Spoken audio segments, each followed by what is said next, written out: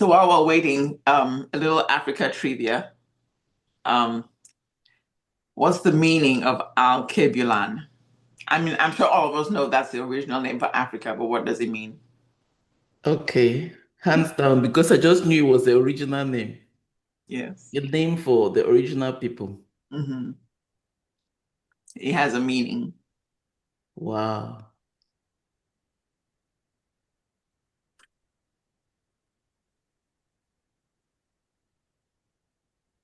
I confess that I don't know. I draw a blank. It means Garden of Eden, Mother of Mankind. Oh, it means Garden of Eden. Garden of Eden, Mother of Mankind. Wow.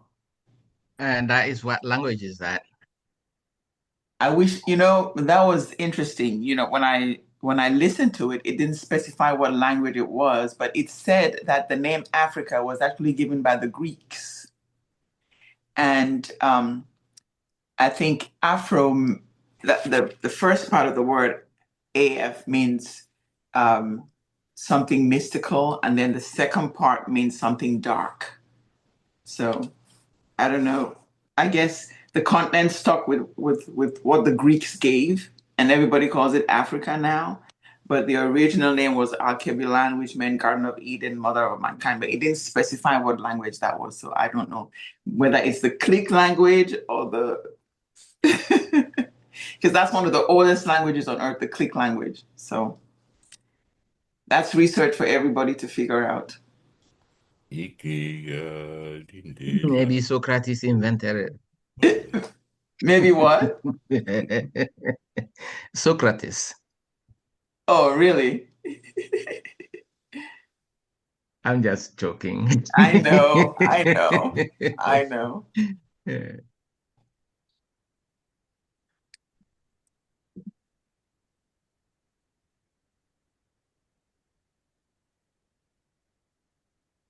Okay.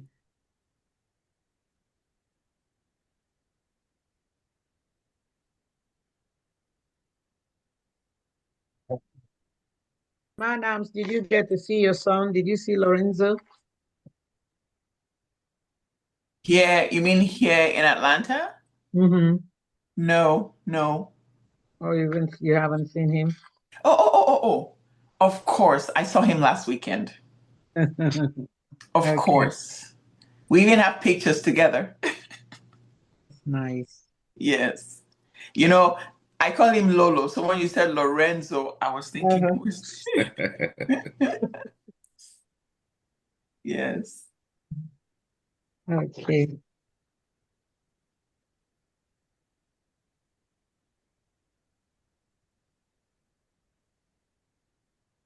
It's very funny how school starts in August over here, and back home it's mostly September. So Uh-huh. Yeah. sometimes I forget how early it has actually started. We have already started. Yeah.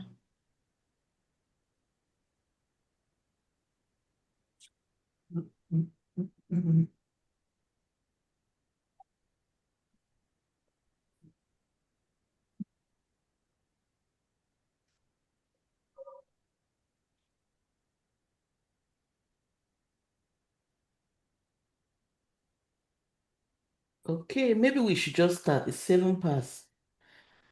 The rest will follow. Are the people still stuck coming in?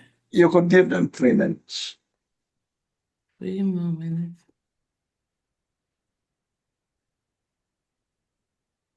So somebody was talking about the old languages in Africa, like in Southern Africa, like amongst the soy and the sand people, they use a lot of clicks. Mm-hmm. Yes, they do. They have the three different types of clicks. So at the top of your mouth, at the side of your mouth, and then at the tip of your mouth. So the word for conversations, it- like up to this day, I lived in South Africa, I worked in South Africa, and up to this day, I cannot say the word for conversation in Isizulu, Osa. Now, I think I'm even murdering Xhosa because sometimes I say the click comes out by the side of my mouth. Sometimes it comes out at the tip. Sometimes it comes out at the top. Yeah. But it's very, very beautiful. Mm-hmm. Like when Miriam Makeba sings Dela Lindela Uko Mutwane. Yes. Yes. So that people call it the click song, but it's one of those languages where the words really use all the clicks. Right. Well, I say the clicks, but it's not necessarily clicks. It's very fascinating. Very, very Like a fascinating. piece Because of tongue. so we've lost some of the alphabet because we're speaking English, right? In that sense, Yes. anyway. So anyway, I was just saying that to just What kind bump of it. what kind of symbols do they use to write those clicks? Because I don't know. I'm just Okay, she made it now. She entered. using okay. No. Are you getting me, everyone? Hello. Yes, I see Yeah, you. hello. Hello. I see you Nice with to your meet you guys. dimples. Yeah. I see Rina and Chen. I see me Blaze. Wow. The room is filling up slowly. Yeah. Yes. Is somebody lacking?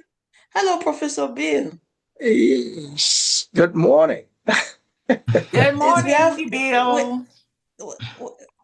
we have 18 o'clock here. Okay. Well, Already? Yeah, in Germany. Okay. well, Dr. Bill, good morning. good morning. Good morning. Perfect. Good morning, neighbor, Dr. Bill. Good morning. Good morning. Good to see you. Good to see you too. Okay. Thank you. So let's start. Let's keep the flow. So anybody who comes late will just join the discussion. Yeah. Good morning, good evening, good everything to everywhere. I'm actually in Texas, so my time is still 11:11 in the morning. And Right. we are on this panel today. It's going to take about 2 hours, so till 1 p.m. And it's about power habits and stored growth, especially on the continent, on our mother continent, and why does strong power sit next to weak economies? So we have 4 people on the panel. I am Dr. Ango, and we'll be asking this brave question today to these 4 people, and even asking them to ask their own questions so we get to understand how they think. And what we're going to do today is all about noticing all what is there, and then we look at our options and the small steps we can try to make the change. I'm going to introduce the panelists, starting from Dr. Beijing, Dr. Mirabel Beijing, born in Cameroon. We have a rich Cameroonian panel today, strange. 3 Cameroonians and 1 from Togo. So, yeah. Dr. Beijing was born in Bamenda and she did up till advanced level in Cameroon, and then she came over to Germany to do medicine. And since 2021, she owns a private clinic, and she will talk about herself later. I will just give them time to talk about themselves. And Dr. and Nimike Joko, he is prolific. I will just let him talk about himself because I'm so excited. He's on the panel. He's an author, the author of the Grand Vitae Torre, a novel. I think he's going to pronounce it very well for us so we can get to know him too better. We have Baku on the panel, and I'll give him the chance. He is a PhD candidate and is doing so much around the library and library languages and literature, law and policy, educational leadership. So we have a lot to learn from him today. And then we have Nams, as we fondly call her, Namundo Nasa. She is a Cameroonian, an American anesthetist based in Georgia. So I'll just give them a round to talk about themselves, starting from Dr. Beijing, and then we just go around. Please take about a minute and talk about yourselves. Then we can go on to give the house rules, and then we'll start off. So I'll start with Dr. Beijing. Please, can you tell us something about yourself for about a minute or two so we get to know you? Well, thank you very much, Dr. Ango. Thank you for this opportunity to be on the panel today. And it's my pleasure. Well, I have difficulties talking about myself, but I will say one or two things. Yeah, as you already said, I was born in Bamenda.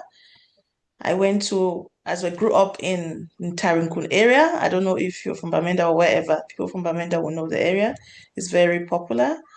I had my primary school education. In fact, I had a Christian education in primary school in Small Mancom. That was a Catholic primary school, and also a secondary primary school. Sorry, a secondary Catholic school called St. Paul's College. And then in high school, I went to one of the most prominent high schools of the Southern Cameroons. It was called the Southern Cameroons at that time. I mean, when they used to refer to Cameroon, to the English-speaking part as the Southern Cameroon or Western Cameroons, called CPC Bali. So after my A levels, I wanted to study medicine. You know, it was very difficult then to get into the only medical school called CUS in Yaoundé. So my parents suggested that maybe I could try somewhere else. My brother was already living in Germany, so after the German language and all whatnot, I could come to Germany, where I studied in the state of Hessen, in a small town called Gießen. That's a university town. You have more than 50% of the population as students. Then after that, I did my residency. I think they call it an American residency. I started in a small town called Bad Hersfeld. In German, we have the word bad. It means water. It has lots of water around and also water with lots of elements, kind of a healing water. So I did my residency in Bad Hersfeld, and then I changed and I went to the east of Germany, where I was there for 1.5 years. And then I finally had my specialization in another small town near Hamburg called Stade. Then when I got finished my specialization through a friend or through circumstances, I heard someone wanted to sell a clinic, and I decided to move come down to the middle of Germany in North Rhine-Westphalia, where I took over a clinic which has been functioning since 1985. And the guy was already 77 years, getting to 80. He was an African guy, a Kenyan. A Ghanaian. He wanted to return home. So I bought the place, and since then I've been running the family clinic. I'm a specialist in internal medicine. But then again, since growing up, since young, I was always interested in books. My dad himself was a writer, and so we had a library at home where during our leisure we could read books, and also the African literature and also European books, what they used to feed us with in those days, Shakespeare and whatnot. all the all the books. So I was always very interested in literature, and I thought I was going to study literature, maybe if to the university. But then my parents said, with literature, you can't feed yourself. It's good to do medicine, so that if the worst comes to the worst, you always have sick patients, and you'll be able to feed yourself.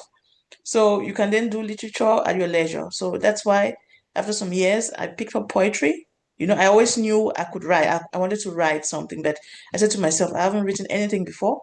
Why not start somewhere? So I started with the shortest form of writing, which is poetry, and I discovered it wasn't that bad. So I continued, and now I'm in the phase of short stories. So I hope in the future you'll be hearing more from me. Okay, that's what I can say about myself. Thank you. Okay, thank you very much. Great. So thank you so much, Dr. Beijing. We will go now to Nimai. Let's keep it short Yeah. so we know. But Nima, we need to hear a lot, so we at least keep the time. Right. I'm Nimai Gyoko. I'm a lawyer by training. I went to UB. I'm the first practicing lawyer that the University of Boya produced. Um, Came out of Boya, went to the Republic of South Africa, went to school for legal practice. I was the first foreign student post-apartheid to go to Natal in those days. And I started practicing law in Durban. Um, in that bar, Gandhi was a member of that bar. Practice, one of my senior partners was Lungile Ngakane. She's a member of the Lutuli family. So I come out of that practice tradition. Chief Lutuli, he's a saint in the Anglican Communion. He's also an African chief. So because I came out of Old Town Bamenda, Tambak, or what you call Bungwata, so Abakba. That is my roots, my Africanness. But if you're asking about my practicing spirit as an African, I started out of Banka in Shaw. I lived there. I went to STS, Pungu. The school and cathedral is directly opposite the palace ground. So you see me in Dop. It's from that place that I started coming out. Uh, I've written a little bit. I defend African traditions and African culture out here. In terms of leadership, next Commonwealth Games, I'm the ombudsman for the Canadian delegation that was going to be in Glasgow, 2026. So I'll be competing with many of your nations that are going to be coming there to compete with us for this kind of thing.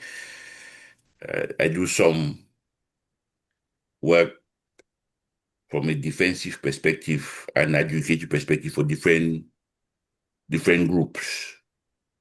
For example, the inquiry committee of the College of Physicians and Surgeons of British Columbia. So I go there to defend public interest from a minority perspective, a Black perspective, like how we see things, so to speak. And I will leave it for now, just to give you a teaser of where I'm coming from. Perfect. Thank you, Nimai. Thank you so much. So we'll give over the mic to to Bako. Thank you. Good morning, everybody, and thank you for the opportunity to be here and share in this discussion. I don't know how I got here, so that's how I'm going to start. I was born in northern Togo, a small village called Siu, to parents who, both of them, none of them can write or spell their name. They didn't go to school themselves, but they were smart enough and they knew the value of education, so they sent me to school. And after high school, I went to the University of Benin. At that time, it was the only university in Togo. And I got my master's in American literature and started teaching in high school English. And a year later, the professor, the Fulbright professor who was in Togo and who directed my master's, found a scholarship, a teaching assistantship for me to come to West Virginia and assist him in his teaching of African literature. So I was there studying American literature, American literature, and being his teaching assistant for African literature. So my love for reading started very early. Like I said, my parents didn't go to school, so anything that I can put my hands on, I will read. So African writers, British writers, American writers, I was just an avid reader. Then after my master's in West Virginia, I went back home to Togo and I started teaching American literature at the university, the only university where I have graduated from. And later on, I got another teaching assistantship, this time to come and teach French uh, in Bloomington, Indiana. So that's how I came back, because the first time I didn't want to stay here, become illegal, and be deported. So then I taught French and I earned a master's degree in French. Then I realized, as Dr. Bijang said, literature really can put food on the table. So I decided to do library science. And when I got accepted into School of Library and Information Science, I realized that just an MLS wasn't going to cut it, because the work of librarians was becoming more technical with the databases, web design, and how to help people with who want to conduct research, but with technical aspect of it. So I did the dual MLS, MIS, and just when I finished that master's degree, the dual master's degree, I got a consultancy job in Makerere to go and put together, make available electronically some of the research findings conducted by faculty at Makerere University School of Forestry. And I also went to Kenya to do the same thing, because there was an affiliation between Indiana University and Makerere University, an institute in Kenya, and another one in Tanzania.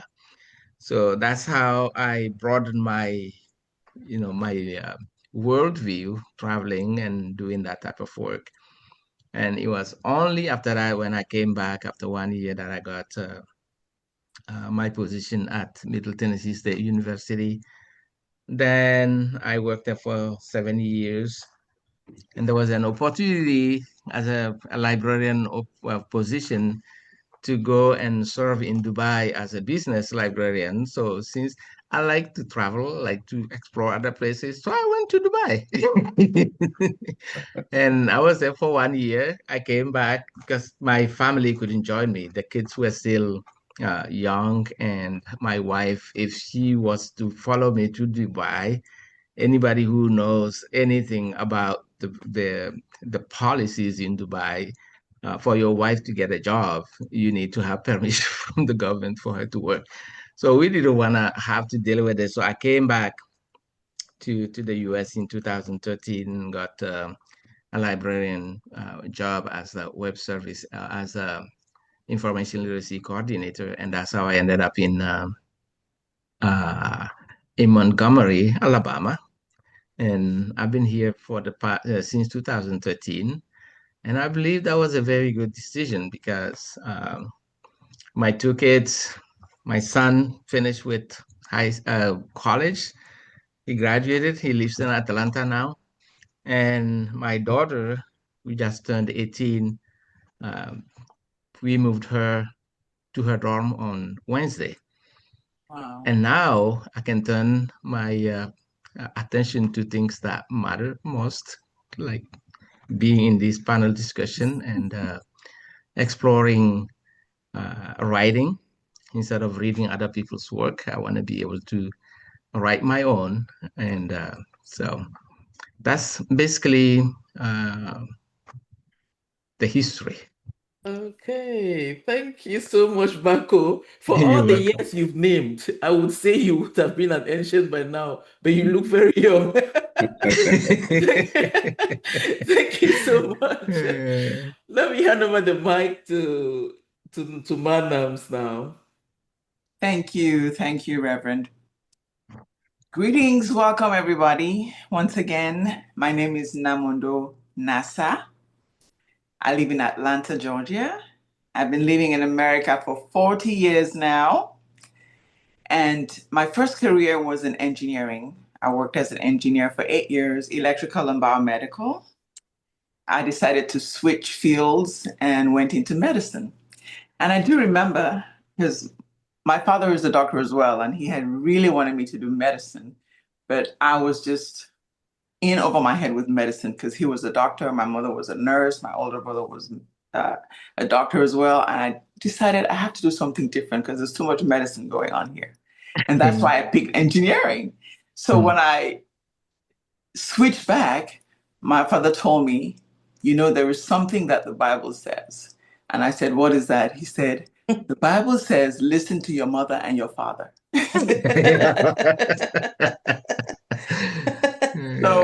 So I went full circle, and I guess I finally listened to him. So I did a master's degree. It's an intensive master's degree at a medical school in anesthesiology. And so I work as an anesthetist now. I've been doing that for 20 years here in Atlanta, Georgia. However, I have hobbies that are very, very artistic. I love fashion. I love travel. I love studying about different African cultures. I mean, as we all know, there's so much information. It's just exhaustive. We can never get through it. And one of the other ventures that I started just now, because I have one daughter, she's 25. So I have some more time on my hands. I started my YouTube channel just 3 weeks ago. I'll let you know what that is so everybody can go and like it and subscribe, and I'll be so grateful. So that's it. I'm ready. I'm looking forward to this discussion, and I hope that we have great things to say about our continent and how to move our continent forward so that we can be competitive in the new world. Thank you. Thank you so much, Manams. A big picture of humility, I would say. You will not know till you see. Oh, thank you so much. Thank you. Thank you. Now, I would like to honor Dr. Bill, the president of Power, who is also here with us. I don't know.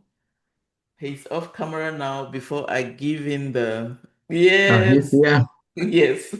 We always have to give the honors before we continue as the last introduction. So that's Dr. Bill for us now. And let me give the tone and the house rules before we move ahead. So we'll be kind to each other and we'll keep it short, please. We'll keep all answers to 60 seconds. And it will help also if you have a returning question. If you ask your own question when you finish answering your question, that will be also very promoted. It will be highly promoted. And we will share the mic with everybody, so no interruptions during talking. We will speak mostly from live experience, so we will not be quoting. We will really try to speak from live experience. And there are going to be 4 themes. We're going to go through 4 different themes. We'll be looking at power from a personal and spiritual level. We'll look at it from a community, traditional, and gender level. We'll look at it from the leadership system and the growth altogether. Then we'll look at some myths that we have and we want to keep in the comfort zone. So that's how we will roll. So let's start. We will start with one question that will go to all the panelists so we can warm up a bit before we start taking in the 1 questions each round so we make it on time. It's 11:32, so we are going to start with the question. I will start with Dr. Bejane. Please, can you tell us a time when you saw power shape an outcome in your life or your work, and what did you learn from that? Just one. Oh, that's a great question. Can you please repeat the question? Yes. So the question is, can you tell us when you saw power shape the outcome of your life or work, and what did you learn out of that situation? Well, I saw the hands of power when I got kicked from my job for a very small offense. I got kicked out of my job for a very small offense. It was something which, under normal circumstances, if there was no power play, one could speak about it, one could apologize if it was too offensive and move on. But no, it got handled in a very hostile manner, and I had to leave the job. So it was it was a very, very confusing situation for me because I didn't understand. In fact, then I didn't understand how power functioned. I didn't understand it. I didn't know till then. I had experienced only soft power, where people would take time. The people of authority would actually take time to coach someone and let them understand things from the perspective of from the perspective of the authority. But this time it was just a kind of abrupt decision.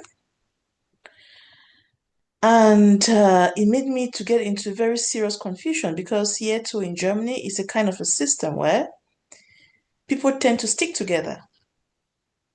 You know, once you're in a group and such a thing happens, people tend to, a kind of smear campaign happened. That is, the people are speaking behind your back and you don't know, and then they take a decision about you without your consent. Then they come present the decision to you, and they don't give you any space to try to correct your wrongs. And then you're out of the place. And then when you leave, if you're not careful, they might call the next place you're going to give a bad report about you. And so the cycle continues. You know, it can really lead to destruction. Wow. Yeah. Wow, thank you so much. You see what is going on. So the same question will go also to Mike. Can you tell us a time when you saw power shape the outcome of your life or your work, and what did you learn from that experience? Yes, thanks very much. So, for me personally, my father died when I was 18, and I was in a very, very comfortable position as a young person growing up in Bamenda. So I went to school in PSS in Bamenda in Cameroon, and I was as a boarding school kid. So I had the advantage of being in a traditional compound and Mm. then being in a boarding school where people looked at you and it's like, oh, these kids who are in boarding school, they're going places.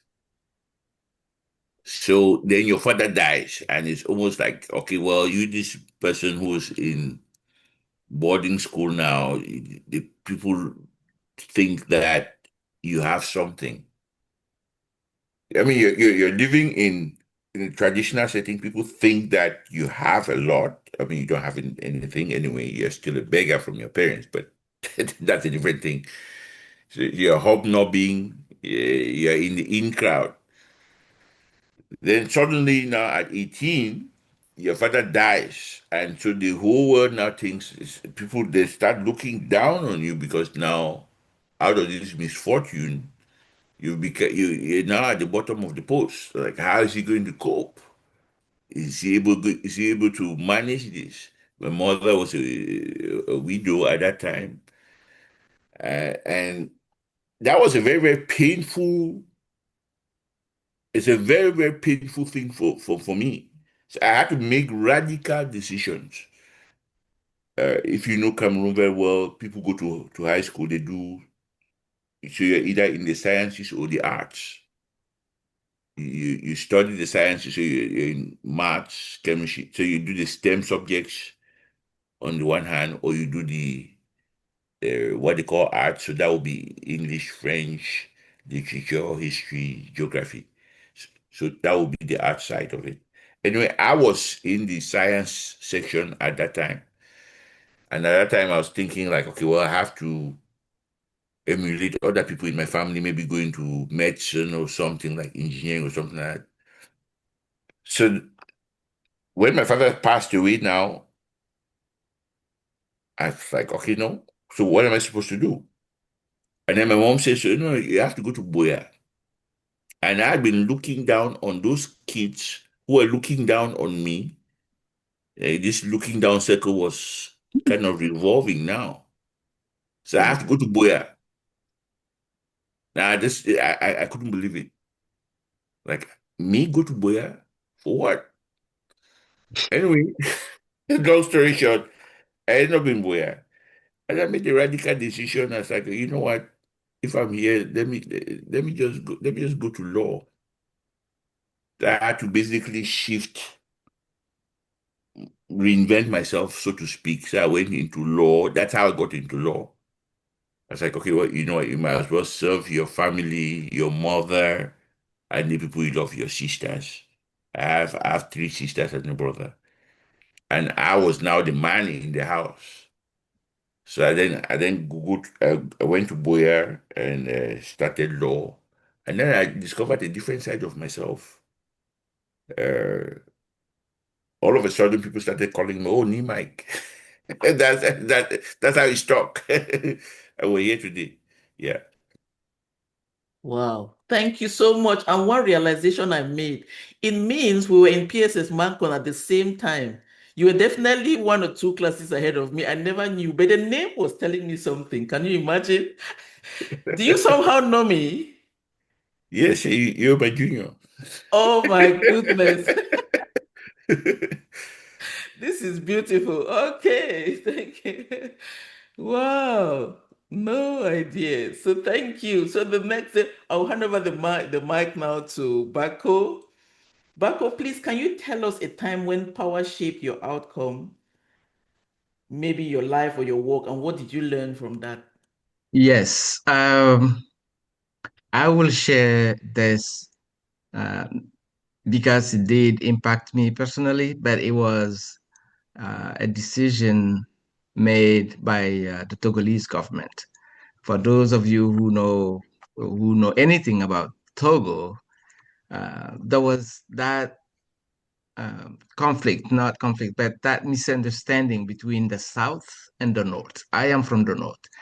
So the South has always been viewed because of its encounter with the West. The people in the South have always been or felt superior to the folks in the North. So when I'm not sure if you heard about the name, the first president, President Yadema, came to power, he made a decision that instead of scholarships after high school being distributed based on merit, he made a decision that these scholarships will be allocated regionally. There will be a certain amount of scholarships allocated regionally in Togo. So each region has a certain number of scholarships that were going to be awarded to those who got the baccalaureate, who passed their baccalaureate exam. So that allowed we from the northerners, from the northern part of Togo, there were not that many folks, that many kids from the northern part of Togo who will get their baccalaureate exams. And like I mentioned earlier, being from a family that was so poor, there was no way I could have gone to the university if that policy was not in place, because that policy allowed the few that will be able to get their baccalaureate in the northern part to get the scholarship to go to the university. So we view some leaders as dictators, but some of their decisions can be very impactful and look at those who are disadvantaged. So that scholarship is what allowed me after my baccalaureate to go to the university. And you get the scholarship, but there was a string attached. If you fail one time, they will let you keep your scholarship. If you fail a second time, they will take it away from you. So that was like a motivation for me not to fail because I knew if I fail and take that scholarship, there's no way I'm going to continue. So I felt, even though some leaders are viewed as dictators, their decisions can impact and influence and shape the future of especially those who like Dr. Mike Joko said, who are disadvantaged. And people don't know.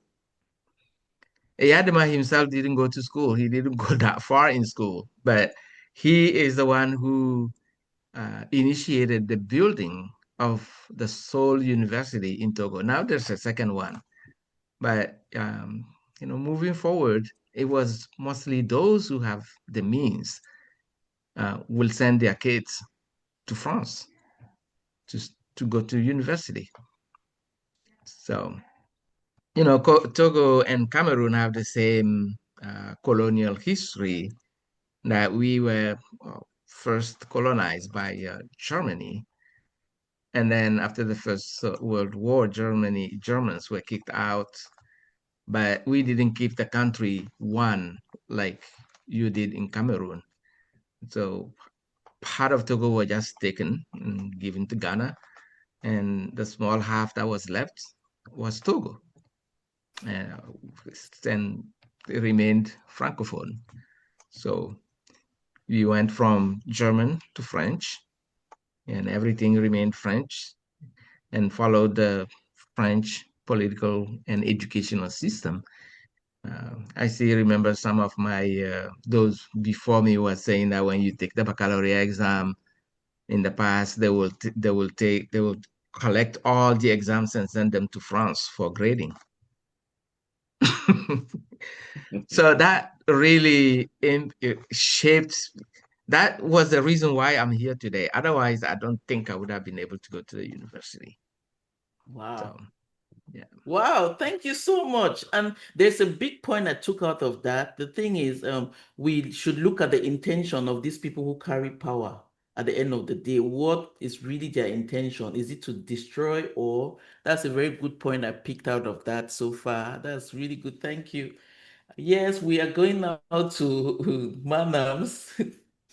Yes, so I have a very simple story, which I guess this might be maybe power on a more personal level. So when I switched careers from engineering to medicine, I had to take two to three prerequisites, which I didn't have. I didn't have organic chemistry. I didn't have biochemistry, which is all part of the pre-med requisites that you need to get into the program. So I had 1 year, well, I gave myself 1 year in which to take those courses. But the way those courses are given, you need to take organic chemistry 1, organic chemistry 2, before you can take biochemistry 1. But all I needed was organic 1 and biochemistry 1. So first semester, I took organic 1, no problem. Second semester, I tried to register for organic 2 and biochem 1, and they said, that's not going to fly. You need the grade from organic 2 to take biochemistry 1. So I took my chances. I went in line for registration. I stood in line, got to the registrar. They pulled it up and said, sorry, we can't register you for this one because you need the grade for the other one to get into that one. And I told myself, I am not going to sit out here for 2 years when I actually have more than they even need in the other subjects. So you know what I did? I went to see the dean of chemistry. Yes, I went to see the dean of chemistry, made an appointment, went with him. I said, so I am trying to take biochemistry 1 and they won't let me take it because I don't have organic 2. He says, well, ma'am, you need the concepts of organic 2 to be able to pass biochem 1. I said, but let me tell you this. Does it matter that I have a master's in engineering? Does it matter that I tutored physical chemistry, physics, math, and chemistry to undergrads when I was doing my graduate program? He looked at me, he said, so what will you do when you get stumped when those concepts come in? I said, if I have all this other background knowledge, I'm sure I can figure a way out. So he gave me a note. I went back to the registrar's office. And when they tried to give me that same spiel about, no, you can't register, I showed them the note and they had to lift the bar and I registered. And so when I got into class, all the students, they were so amazed. They were like, wait, how come you're here? I thought you're taking organic 2, but you can't do that with biochem 1. I just smiled. I said, well, apparently I can. I spoke to the dean. So that was one that made me understand that in life in general, you get what you negotiate. You can go somewhere, the laws will tell you it's been written in big letters, you can't do this, you can't do that. you can find a way to negotiate. And sometimes your personal power can push through to initiate the higher power to do everything that needs to do to make it happen for you. So I was very, very grateful for that experience. It saved me a whole year. It saved me one whole year trying to get into my medical program. Wow. I love the diversity already, from the negative to the very positive side of seeing how power influence your outcome. Wow, I love this. This is going good. So there's a second question still warm up, but I'm just going to ask everybody one in the second question. So there are simple words we're going to be seeing today very much. We're going to see the word power habits. We're going to see the word gatekeeping, preservation, and then on the other side, who wins and who loses. I will start with the word power habits, and this question will go to Dr. Bejane. What can you tell us about power habit in simple words? What does that mean to you when you hear the word power habits? Well, power habits, like there is, I have a poetry book out, right? There is a poem that called Power Structures. Power structures. But anyway, due to my experience, I spoke mostly of the kind of destructive power. But of course, as we have heard, power can also uplift, promote, and uphold you.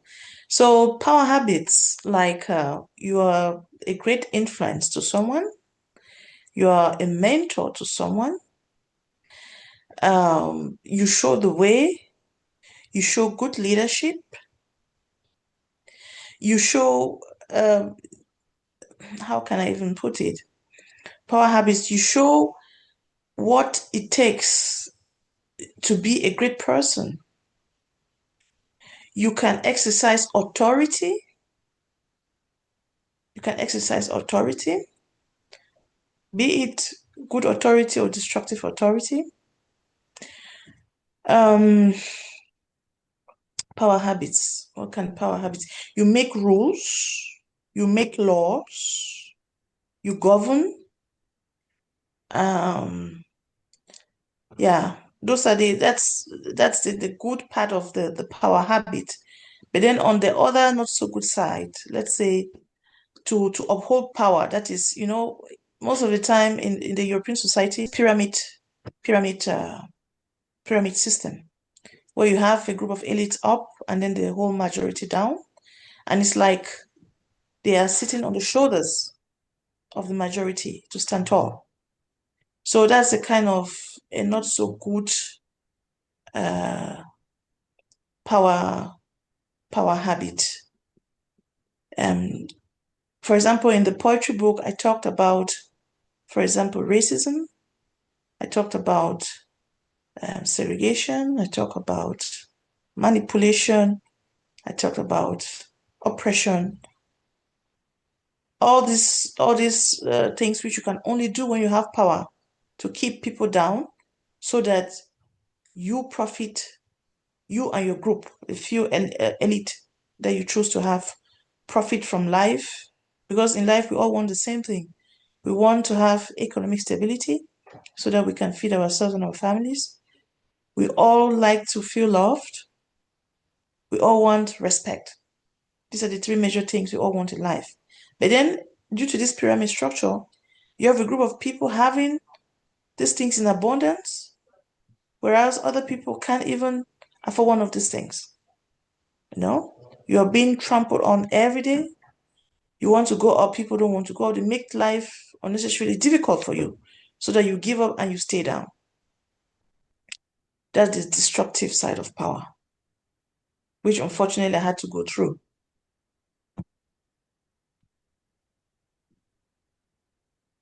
Wow. Thank you so much. Thank you so much for the breakdown. Nimai, your own question will be gatekeeping. What can you tell us about gatekeeping? What does it mean to you? Okay, well, before I get to gatekeeping, let me just suggest a couple of things. So, in the power habit aspect of it, we need to seek power. And most of us Africans, we don't seek power. We don't really seek power in that sense because we sit and we wait and we're cowered down somehow. Power, for example, this organization that we're in is doing a great job in the sense that it's fulfilling a niche. Most of us Africans, our voices are not being heard. Our own way of thinking, our values, they're not being heard, right? So if you talk to somebody like Bar Bilndi here, he's a very, very bubbly person. If you talk to him, you see that he wants to help us, but we're not there. We don't show up. Right? We don't write opinion columns in newspapers to say, oh, this is me, this is my opinion, this is what I stand for. Right? So we're not proactive in that sense to search for power. Tell a very, very small story when the George Floyd thing happened. At that time I went to Edmonton and I approached a bunch of Cameroonians. It's like, well, they're looking for somebody to be in the police commission. You guys live in Edmonton. You're all physicians, you're lawyers. Like, is there somebody here who's going to sit in that police commission for us to defend that community interest? Right? And, everyone's very, very shy. This thing is not for me. So you find very few of us running for office. We're not seeking power. If we need power, and I think we do, if we need to protect our communities, we need to be proactive. For me, that word would be proactive. We need to seek power. We need to step up into positions of power where we are needed. Like what this organization is doing, like giving us a voice to express ourselves outwards, right? In that way, nobody's going to give you a title in the village if you don't step up and be a leader. Nobody will give you that red feather in your cap. I can tell you that right now. And you know how village politics is. So just to put that out there. Now, when you talk about gatekeeping, sometimes we then build this conception that, oh, there's somebody there standing in the gate with a cutlass. If I show my head, they're going to chop it up. No, nobody. There's room for everybody. For me personally, I'm finding out maybe later in life, you go to some of these places, they're looking for you, but you were not there, right? So you need to then venture out and say, oh, these are things I dream of doing. Like if I want health outcomes for my community, if I want physicians to be doing or treating patients in my community in the way that physicians should be doing, I could be in that place, in that board that regulates physicians to make them do their job, right? If I want to make people who are Africans, like, not be kicked out of sports for funny reasons, I could be in that judicial body. So we could do so. In that sense, we could be proactive, and we're not. As a general proposition, maybe if some Africans, maybe you could say some Nigerians are, because you're seeing them in Canada getting ministerships, some of them are getting into the legislature. In some circles of power, I mean, where the legitimate power rests, we're not seeking that position to be there and to exercise legitimate power in that sense. We're not doing that sufficiently. If you ask me to go forward, I would say that we're not even cultivating it. So that even when we try to reach out, we publish books. We don't basically resell the books, right? We don't go out there to talk about the books and what led us to write the books. We don't tell the stories, right? And we undersell our cultures. Like we have a humanistic culture, human values that are serious. In terms of times like this, like if you lived in Southern Africa and you understood philosophical concepts of Ubuntu, which gets into management, we don't see it as something that we have to even sell it. we then come out and it's like, oh no, you're a second class citizen, you're a second class person, or take the seat at the back of it. And then we come, I was like, oh no, let me get to that back of the bus. That's where I belong. But if we're proactive, we could go forward to seek power in some of those areas where there's vacuums. Our worldview is not the same as that of the rest of the world. And that's something that we have to be comfortable with and deal with it. So I'll get back to this point. Yeah.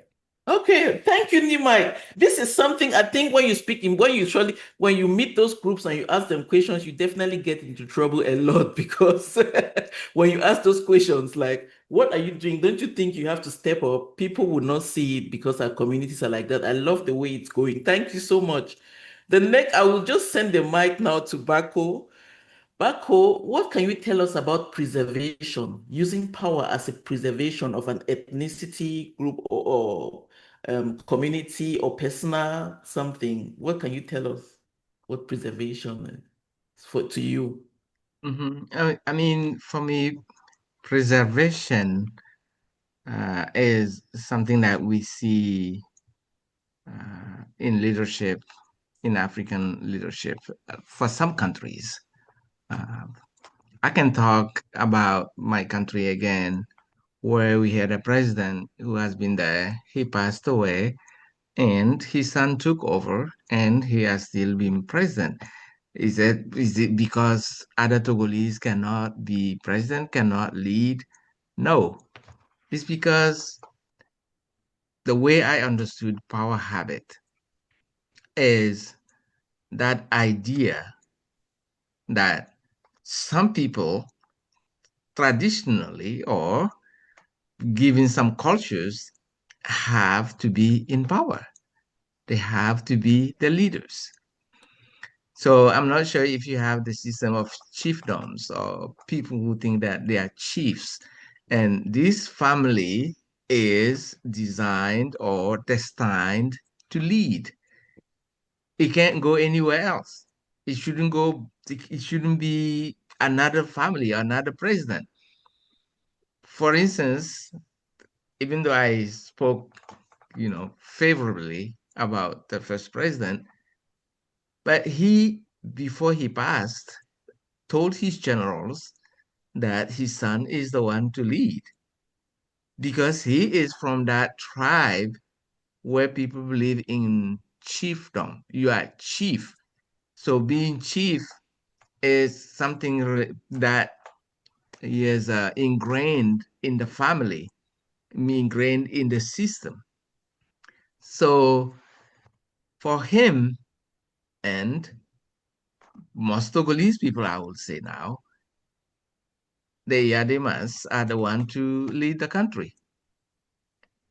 And for that habit, they think that if they give it to somebody else, it will never come back.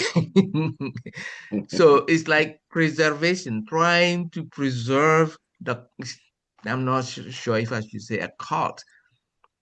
So then when other people try to have different views about how the country should be run, what needs to be done to help the country economically, to broaden the country's views of the issues that are affecting the country, either they are silenced or they found themselves in big trouble.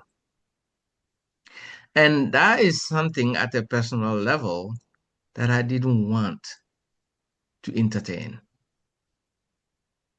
Like when I said my father didn't go to school, but he taught me to be a good farmer.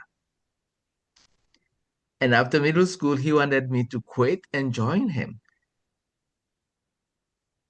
At 14, what power did I really have to say no to my dad and say I want to continue going to school? The only way I did the way I did it is I left. I left the household and I served as a houseboy. So for me, that's power. I wanted to show to my dad that if You don't want me to go to school? I have to find a way to do that. So I served with an uncle who allowed me to stay in his house, tutor his kids, but I got room and board to finish high school. To me, that's power. Power is not something that we need to accept from others. When we have a vision, we have a purpose, we have a desire, and we have the brain to be able to do it, we should go for it. We shouldn't let any obstacle block us from what we need to do. That leads me to what I'm doing now with my PhD in educational leadership, policy, and law. There are so many things happening right now in this country about education, about what to be taught, what is allowed to be taught in schools. And it has been going on for years. We look at all these African American leaders, Malcolm X and all those, they have opposed that. They have been in the brain of the politicians and the policymakers of this country, and have realized that we Black people need to decide ourselves about our future, about the political system, and about the power. So, like you said, if we are not proactive, if we don't fight for it, we will forever be maintained under domination. Education is power. But what's the value of education if you can decide for yourself what you want to learn? If what you learn has been prescribed by hegemony to keep you down, nobody is going to do that for us. So it's the same thing, the same way I view African politicians and African politics. I'm not sure if you should be calling names, but I do think that what Traore is doing is very good. He is really following in the footsteps of Sankara, who, when he's initiated that and expressed his views, what happened? He got eliminated. Most of those who step up, like you said, who speak up and try to take power to improve the living conditions, the political conditions, the economic conditions of the continent, the country, and the people, they are then at the mercy of the betrayal of their own brothers and sisters, or they are completely exposed to being destroyed. So it's not that complicated in my view, but we need to be able to voice it. We need to be able to seize power, like you said. We need to be able to demand it, seize it by any means. Now there are social media. Even if they ban things and say Hello, you please, can't teach this. Flo. Did you Hello? come Maryland Oh, for the party? No, sorry. so yeah. So if we stand up and we fight, you should be able to build a trajectory using power. You don't need to be president. You can do it at your own level with your own by your own contribution. Great. Thank you, Bako. Thank you so much. Manams is going to close this section for us. We've seen something about power. We've seen that power can mean everything and nothing. We've seen that power means reflection on how we partake in it. We've seen from Dr. Bejeng about setting the rules. We've seen from Nimai that you have to look into the whole atmosphere and see where you fit in and take your power. We've seen Bako really bringing us from a personal place right up to the head of state. And now the question to Manams that closes up this thing is, when we look at power, we always think of who wins, who loses. So what can you tell us about your perspective on this, the winning and loses? Because that's really the theme of today, before we really go on to wrap all the other questions. There's somebody who is always losing and somebody is always winning. So to you, what does that mean? Well, as you said, this question would tie in everything that has already been discussed up until now. So I'm thinking of gatekeeping, I'm thinking of preservation. Recently, I've been watching a series on HBO Max. It's called The Gilded Age. So it's a series about America in the 1870s in New York, where you have the people with old money and the people with new money. This whole series is a fight between who preserves their own community. So even when the new people came with much more money, there was so much gatekeeping. They wouldn't admit them into society because they felt like they didn't really belong. Pretty much like if you look at some of the villages, some of our villages where we have notables, they are notables who became notables because they took on that title as a pass down from the father who died, versus those who had to come in and buy the title. So there's always this fight between who is the more authentic one. So I say that as far as who wins or who loses, it's a constant fight where it's so hard to pinpoint. There are small wins, small loses, big wins, big loses, depending on the specific factor that we're fighting for.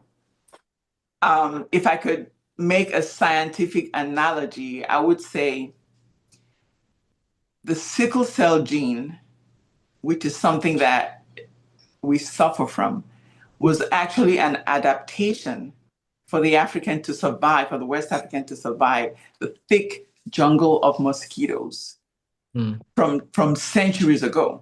So that was an adaptive gene so that when the mosquito bites you, you don't die. So even though you don't die, you have this sickle cell that still puts you at a deficiency throughout your life, even though it came in to preserve you. So of course you won because the mosquito won't kill you. But then because your hemoglobin cells are not optimal, you don't live a very long life. So you lose in terms of how long you live, even though you won by just being present and not being killed by a little mosquito bite. So I think who wins, who loses is always going to shift, depends on the factor that we're looking at. And that's my conclusion. Wow, thank you. Yeah, the comparison was big. The mosquito. You find a simple mosquito and lose your life. Yeah. After winning the mosquito. Yes. So please, as from now, we'll just be going tap, tap, tap, 1 minute, and I'll really stop. I'll just stop everybody. So we're out of the warm-up phase. We'll go now to Dr. Beijing. Please, can you name a power habit you stopped actually? Because there are so many things when we talk about power. Power can be something that people look at it from a bloodline. They think they're chosen. They are born from the Nephilim group, as some people will say in quotes. Power can be charm. Somebody can be very charismatic and dresses very well and speaks very well and gets power in a community and speaks all the time, but maybe the person is not that smart. Power can be money. People who throw out a lot of money and they say the person who throws money doesn't lose. So you throw out money and then people start looking up to you and you have the right to speak, and anybody who doesn't give as much as you will not speak. So there are so many things, holding of information like the gatekeepers, blocking access, asking for special respect. What did you do instead? What changed when you came across this? Or did you ever encounter such a power in your environment that came from any of these highlights? And what did you do to change it? Well, I would say I have this clinic here since 2021, and I'm the only Black person having this kind of clinic here.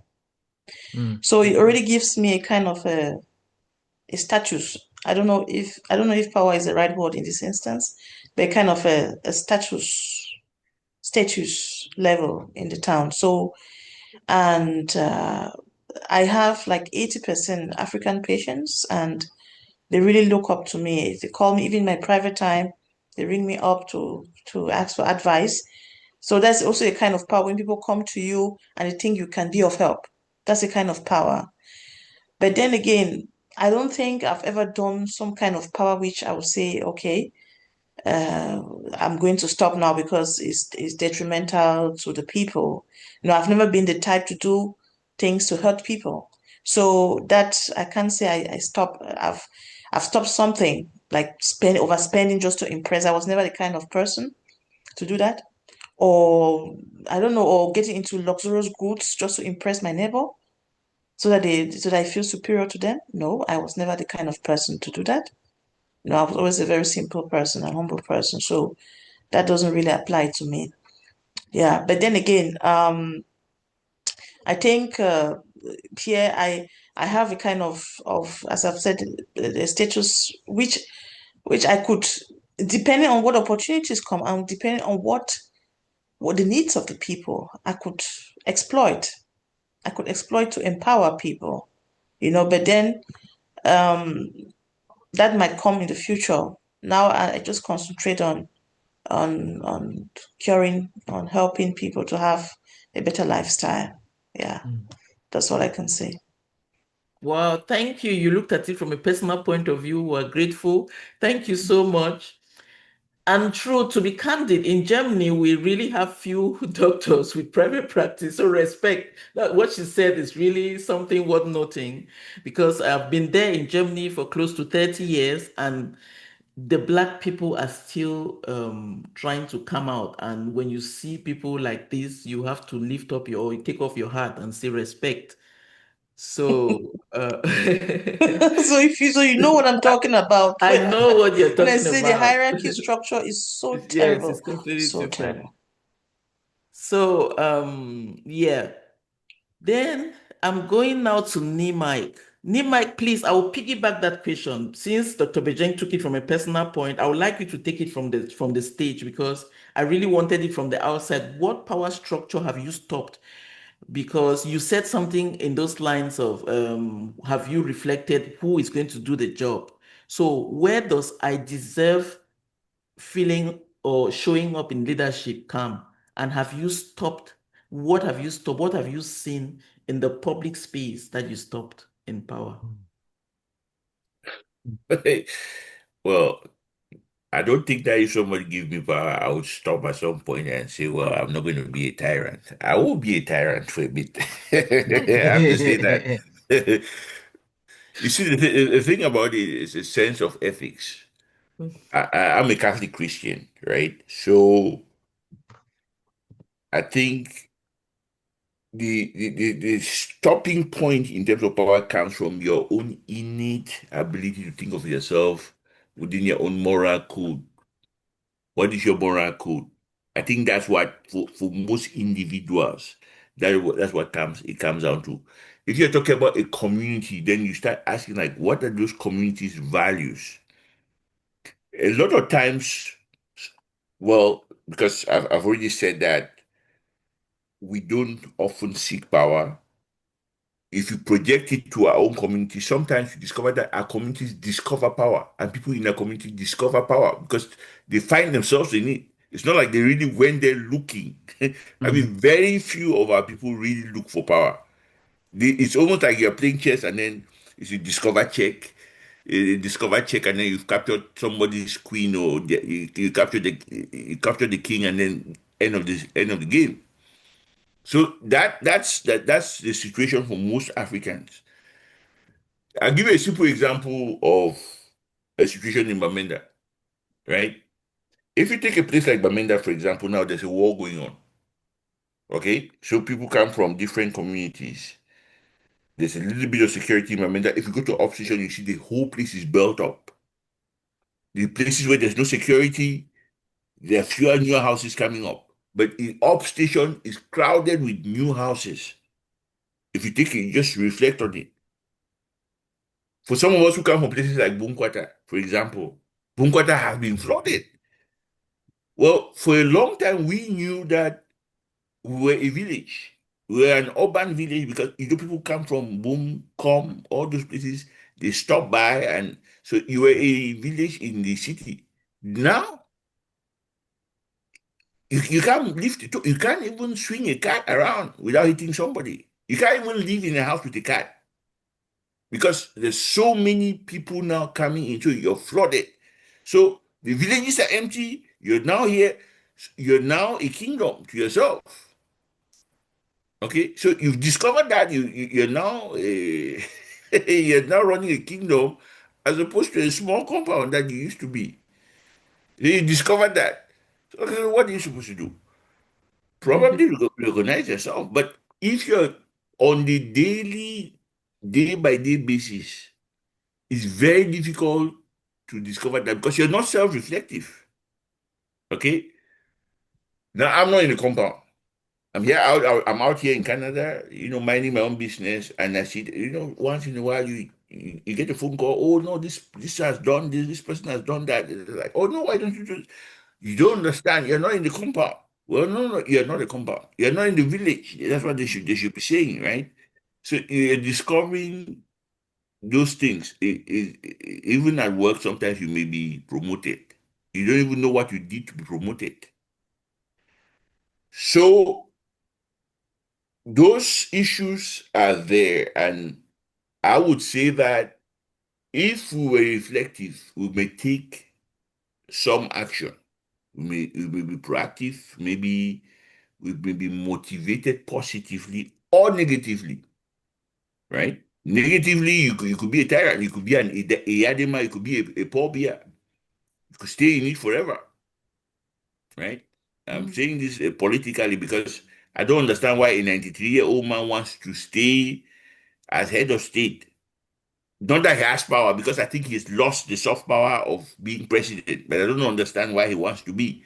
Whether he has the power is a different thing. There's a different thing between being a figurehead or something being projected on you and actually having the power to do something. Because Okay. power in that context means that you have the capacity to affect an outcome. You have bad roads, those roads are not being built, right? So does that mean you have power, even whether it's economic power or military power or soft power? You don't.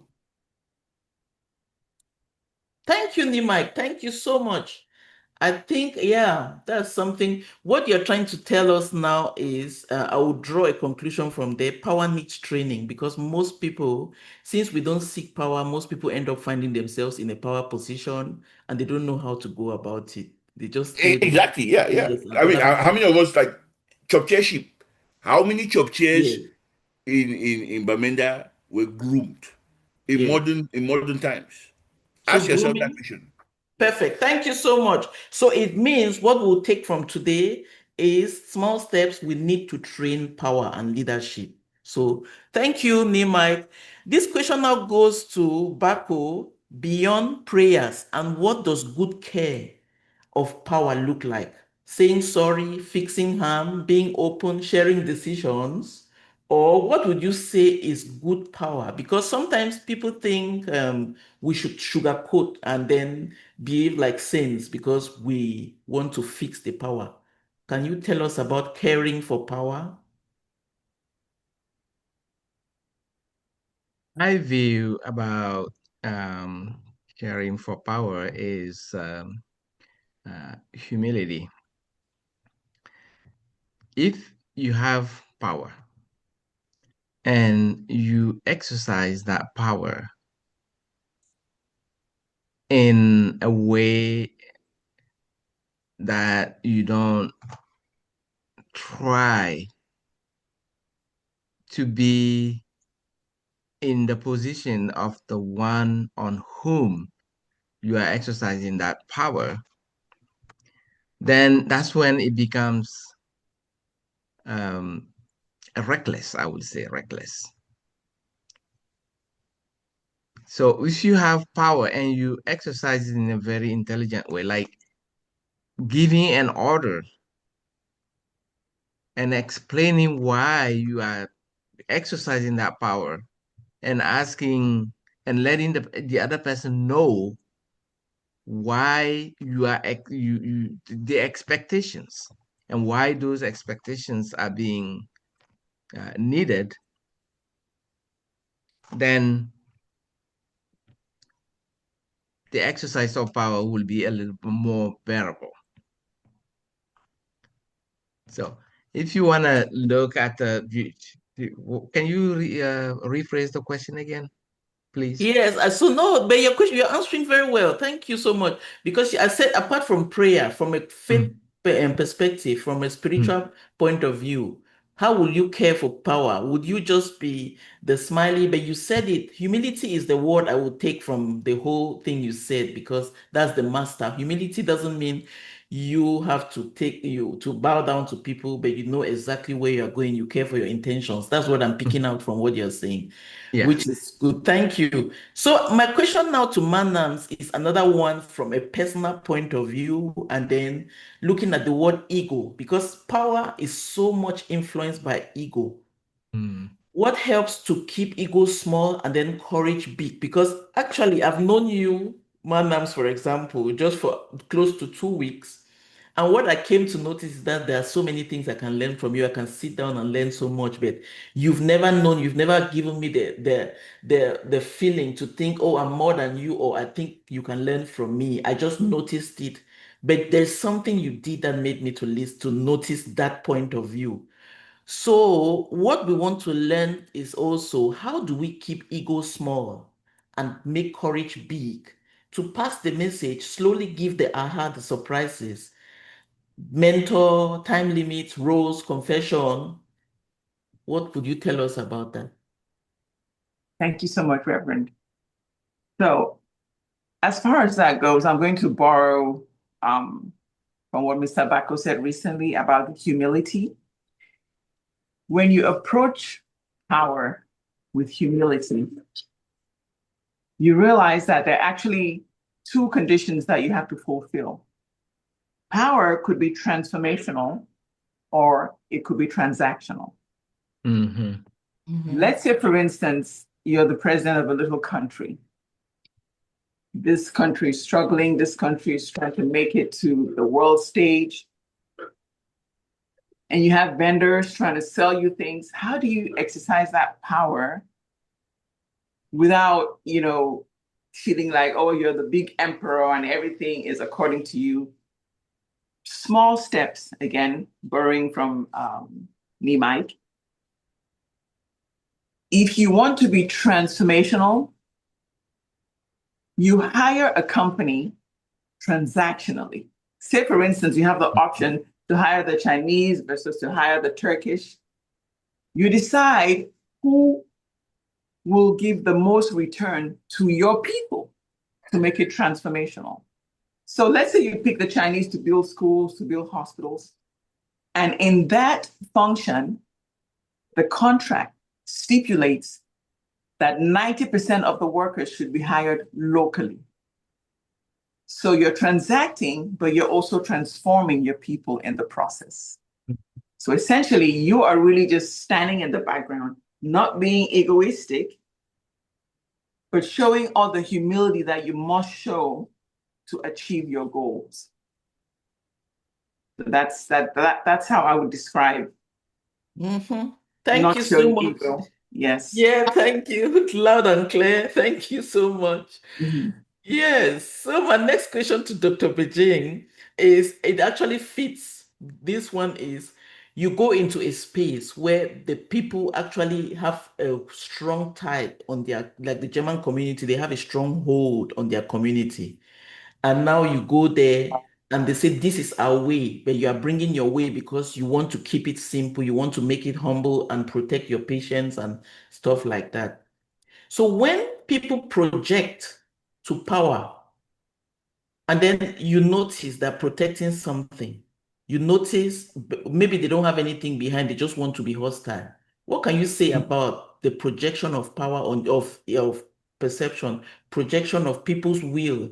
What are they protecting? Can you tell us something about that in your space in leadership? That's a very good question. That's a very good question. I earlier mentioned I was kicked out of a hospital, right? Just for something very trivial. So when I went to the next space, the next hospital was just like it was in a town 30 minutes from the former one. I had the feeling I was still in the same space. because the mindset was the same. The mindset was the same.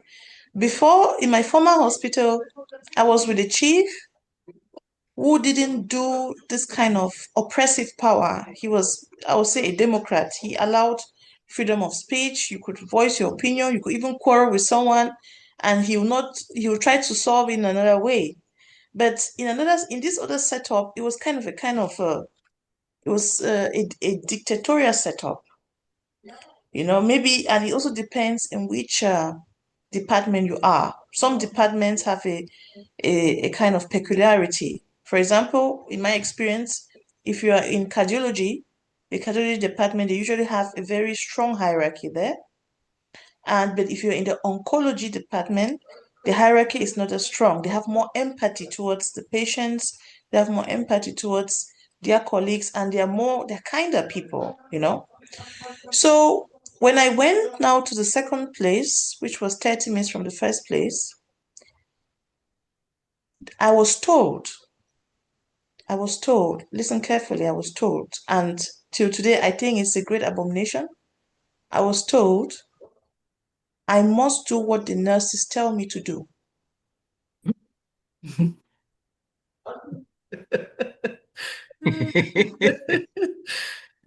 Yes. So, and that was a system there where the nurses had powers over the doctors in residency. Yeah, not all the doctors in residency, but if you're new there, they don't really know you, they might let the nurses have the say over you. I said to myself, but what kind of a place is this? Should I pack up and leave? It will be as if I'm just being unstable and I'm moving from place to place, and it seems as if I'm the problem. Whereas that's the system. You understand? I must do what the nurses tell me to do. The chief told me, you must earn the right to speak. Yes, that's another one. So that was a kind of, in fact, I got, if I didn't go mad, I will never go mad. It was such an oppressive system. That is, for example, if you're doing work and a nurse calls you from another department to come do whatever thing because you couldn't do it, and you say, wait, I'm coming, just by saying wait, it's as if you have disobeyed the instructions of the nurse. The nurse now will call the chief to report you, and then the chief comes to attack you. The chief doesn't ask what went on. No, he just comes to throw the accusations on you, just to frustrate you. But I think these behaviors is because those people, they have a lot of fear in them. That was when Germany lost the war in 1945. Germany was split between the east and the west of Germany. So this area, although it was 30 minutes from the western area, it still had this peculiarity. When the eastern part of Germany was taken over by the Russians. So after that, it was there was communism there, a communist system where there was lots of oppression there. Now there's no more oppression, and Germany has since reunified, but then the culture of oppression is still there. Every second person in that town was a spy. They watch you, they spy on you. Even our letters got opened in the post office. That was how bad it was. And this is a recent event of 2019, 2018. It got opened. So they have a kind of fear. When you come in, they are scared that you're coming to take something from them. Because maybe in the past, they got brutalized and many things were taken from them. I don't know. It's like a hereditary in them. They're scared you're coming to take something from them. And then in turn, they start taking from you. Your rights, they don't want to let you exercise your rights. Your peace of mind, they don't want you to have your peace due to their constant obsession of you. And I was the only Black person too. So the obsession was crazy. And then how do you cope with such a thing? That's the next. How do you cope? Because whom do you go to report? People cannot see things from your perspective. They behave as if they don't understand. Because it was so crazy that many people have not experienced what I experienced. So they cannot even understand what you're talking about. Wow. How do you fight such a thing? I said to myself, okay, I'm here to, if possible, have my specialization. I was still in residency. I'm here to have my specialization. So Let me just write it out and see if I can have it. But every time I discovered, no, no, no, no, they were not going to change. They were contented in me running around like the slave in the world. And I had to leave, but then I had to leave with a good report because they can still do their operations, their maltreatments, and all whatnot. And then at the end, when you are so down that you can't function anymore, they kick you out and then they write a poor report about you and say, oh, this person is not capable of doing anything. They could still do that. That's how wicked they were. So, so one time I challenged three superiors. Three superiors were against me. I challenged them. I was aggressive and offensive towards them. And then went to the chief. He took a tape recorder. A tape recorder without even, you can't take a tape recorder to record people without them accepting, signing. He took a tape recorder to register what they were saying against me. They said whatever thing they said. He turned to me and said, what is your defense? I said my own part of the story. And lo and behold, I won. And they were the offenders. Of course, they were the offenders the whole time, but due to their manipulations and gaslighting, they could switch it to make it seem as if it's me who is the offender, but they were the offenders. So finally, I said to myself, no, this is the end of this place. Let me move. And then I left the place. But then the chief, he gave me a report, which I read, and for me, it was not bad. But it became bad when I compiled my documents, submitted to the board to come and do the exam. And they told me, no, the chief was writing as if he didn't want you to move forward. So I got back to him. I said, look, that's what the board has said. You have to correct whatever thing you wrote. He said, okay, his secretary is not around. When she comes in 1 week's time, he's going to do it. In 1 week's time, he did it. But then again, he didn't take out what the board didn't want to see. He left the offensive statement there. Whatever thing the board found offensive, he didn't take it out. I got back again. I got back in touch. I said, they have still rejected the documents. They say you have to write an extra paper to what you just wrote. Do you know what he wrote? He said, well, when I was leaving, he thought I could do the exam. But now 1 year is almost over. He doesn't know anymore if I can do the exam. So that's a classic example of somebody trying to hold you at a low level, frustrating you, can make you go mad for whatever reason.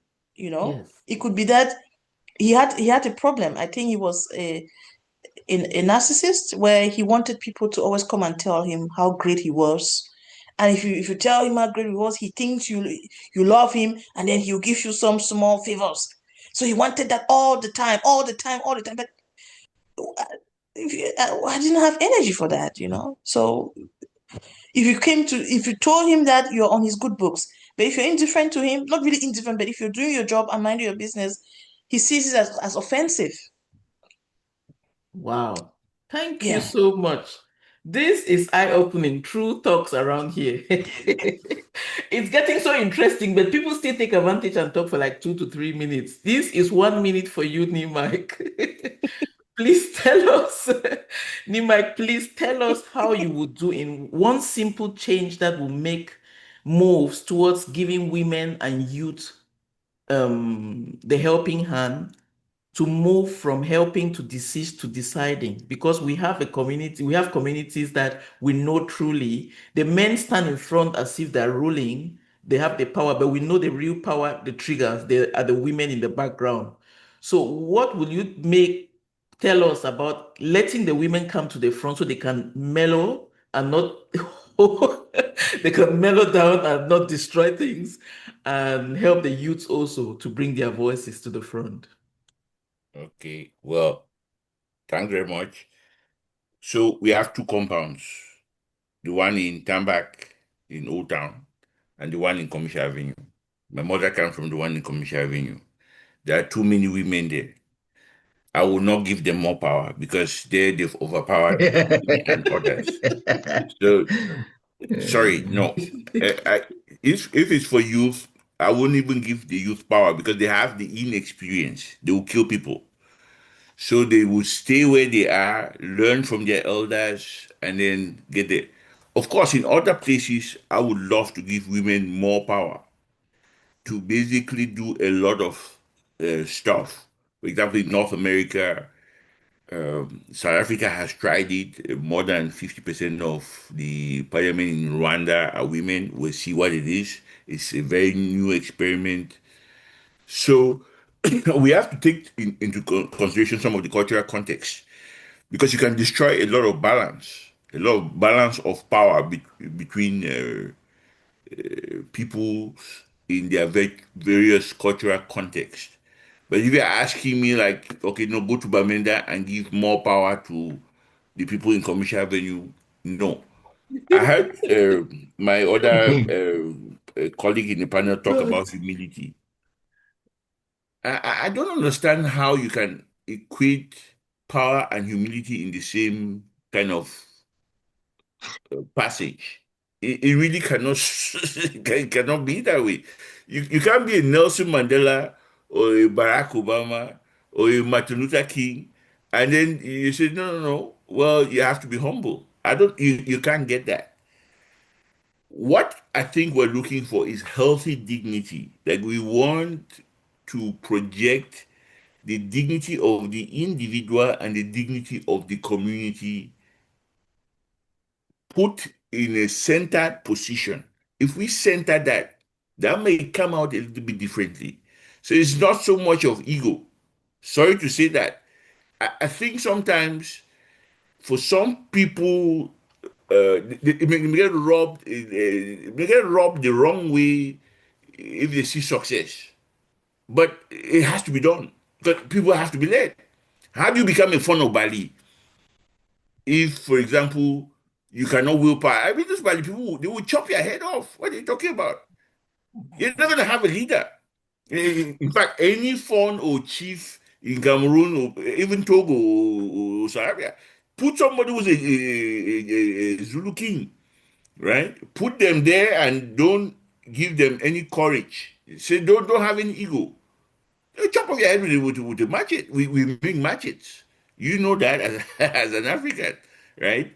So some of these concepts are lofty. Like we love them, right? But in that context, I don't think that practically would work. Wow. I love that point of view. So you are looking at humility from another point of view, which is also something we should look at. So let me go with the next question to thank you, Nimai. Thank you so much. The next question goes to Bako. Describe where are we? Sorry. Yeah, I'm here. Okay, yeah, it's Dr. Bako. Can you describe a gatekeeping loop you've seen? Who holds the keys? How people show loyalty and what breaks that loop? A gatekeeping look. A gatekeeping hole, a hole in the gatekeeping. Mhm. Yeah, that's bribery. That's bribery. If you are a leader and you allow other people, you allow certain people to do certain things, you have to bribe them. Because if you don't, and that's what is part of the habit of African leaders, or some leaders creating around them a circle of what you call loyalists. A loyalist is somebody who will always flatter the leader, try to be in the favor of the leader, do things in the name of the leader, as long as the leader thinks that it's okay. And as long as the leader views that it really serves his or her interest. then they don't say anything against it. So that's how I view how you can create a loophole in the gatekeeper. Wow. Mm-hmm. Thank you, thank you. When we're growing up, we used to call those loyalists the stooges, those small characters that always hang around the main character. And they die like several But times. may I say something about Dr. Niemeyer Mm-hmm. and his view about humility in leadership? I've I've been reading in my classes something called authentic leadership. Authentic leadership looks at the community as a whole and look at what is good for everybody. Because if the leader thinks that it's all about him or her, then you're not leading. And that is one of the issues that forces some leaders to just stay there because they didn't train others around them to take over, to lead when they cannot, to Wow. lead, to begin taking small steps toward leadership. Because we need to think about that, the fact that we have an end. You may be, you may think of yourself as the best, the most understandable, the most knowledgeable leader. Things happen. You have to think of when a day you can't be on your 2 feet, you can't open your mouth to give directives. So authentic leadership really focuses on collectivity, teaching people collectively how to work for the good of the society and not solely the leader.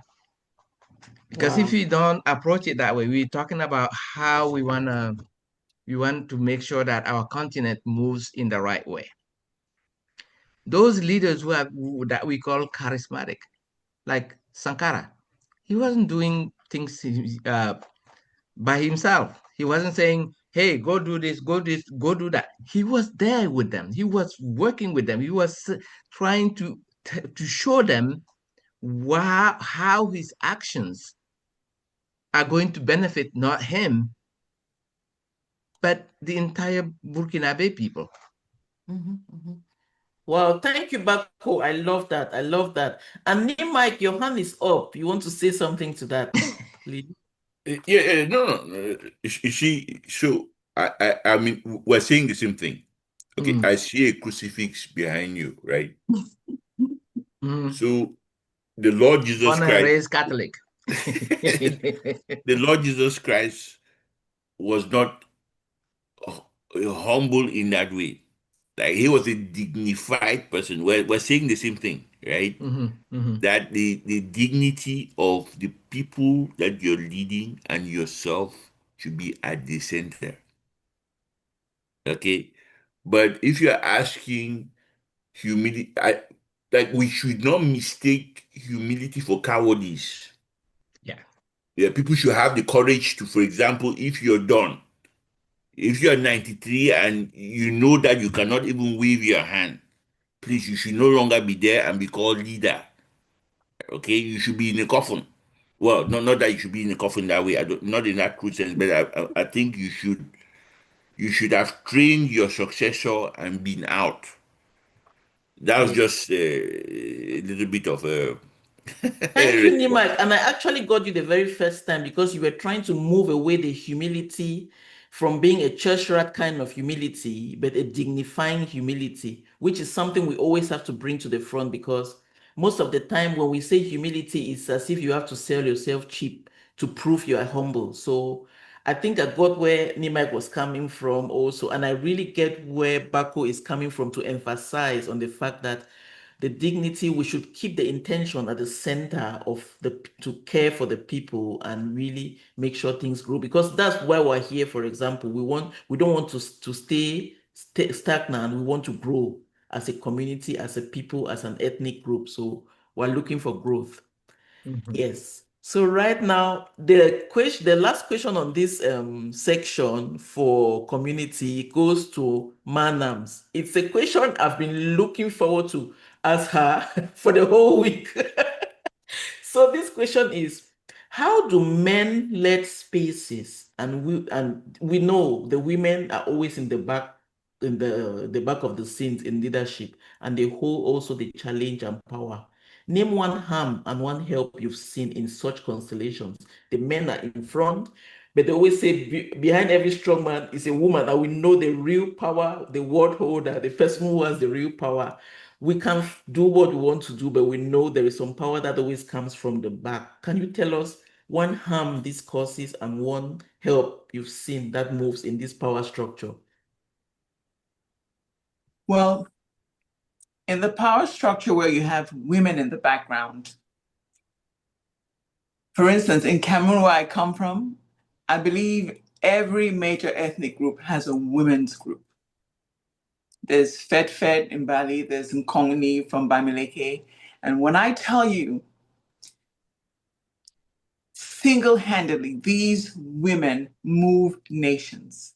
I think that the main thing that they get from the men is probably their monetary contributions. But when it comes to setting up projects, completing the projects, making sure it's properly executed, and seeing to it that the people who are supposed to benefit from these projects actually benefit from it, I think these women have done phenomenal jobs.